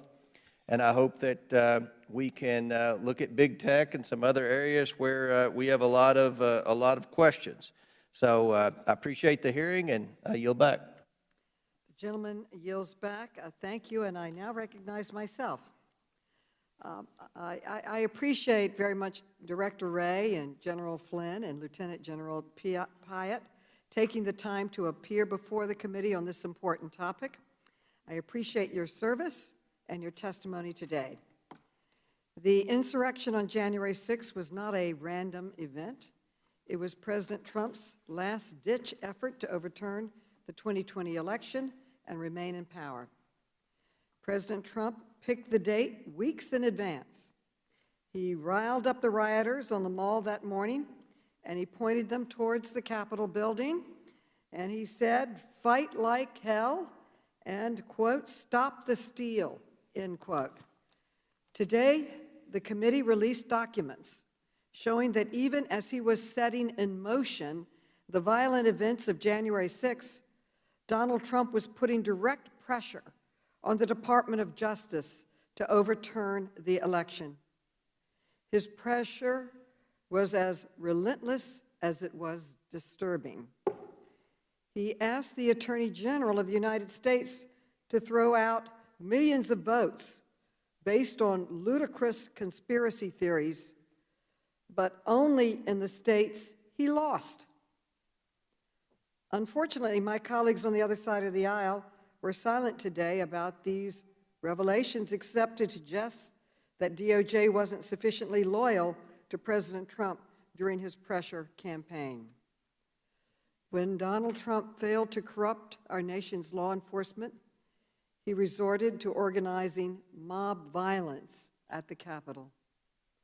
This attack was planned in public, but today's hearing made clear that our nation's law enforcement, military, and intelligence agencies failed to do their jobs to protect our nation's Capitol. FBI Director Wray admitted today that he was unaware of the more than 50 tips from social media site Parler prior to the January 6th warning of violence, including one user posting that stated, quote, "Don't be surprised if we take the Capitol building," end quote. This was a massive intelligence failure by the FBI, plain and simple. The committee will continue to investigate this failure, and we expect Director Wray to honor the commitment he made today to expedite his agency's response to our requests, providing all the documents, and his commitment to conduct his own assessment of the FBI's failure and how we prevent this from happening in the future. We also learned today about serious failings at the Department of Defense. General Flynn admitted that the department made crucial errors in planning for January 6th, but we still have not learned a single official, except we haven't had or heard from anyone accepting responsibility for these catastrophic mistakes. Lieutenant General Pyatt also confirmed that it took nearly 3 hours for the National Guard to deploy after the Capitol Police, quote, frantically requested urgent and immediate support, end quote. In response, Lieutenant General Pyatt admitted today that he recommended that federal troops should not be used as, quote, a clearing force at the Capitol. So even after the Capitol was breached, the Defense Department resisted sending help. Clearly, our committee has much left to investigate, and that is exactly what we intend to do. Next month, Acting Chief Pittman will appear to answer tough questions about the role of the Capitol Police in the attack. In the meantime, our committee will continue to press for answers on the failures uncovered today, and we will bring in witnesses, including former White House Chief of Staff, to answer questions about President Trump's outrageous efforts to overturn the results of the 2020 presidential election. In closing, I want to thank our panelists for their remarks, and I want to commend my colleagues for participating in this important conversation. With that, and without objection, all members will have 5 legislative days within which to submit extraneous materials and to submit additional written questions for the witnesses to the chair, which will be forwarded to the witnesses for their response. I ask our witnesses to please respond as promptly as you are able. This hearing is adjourned.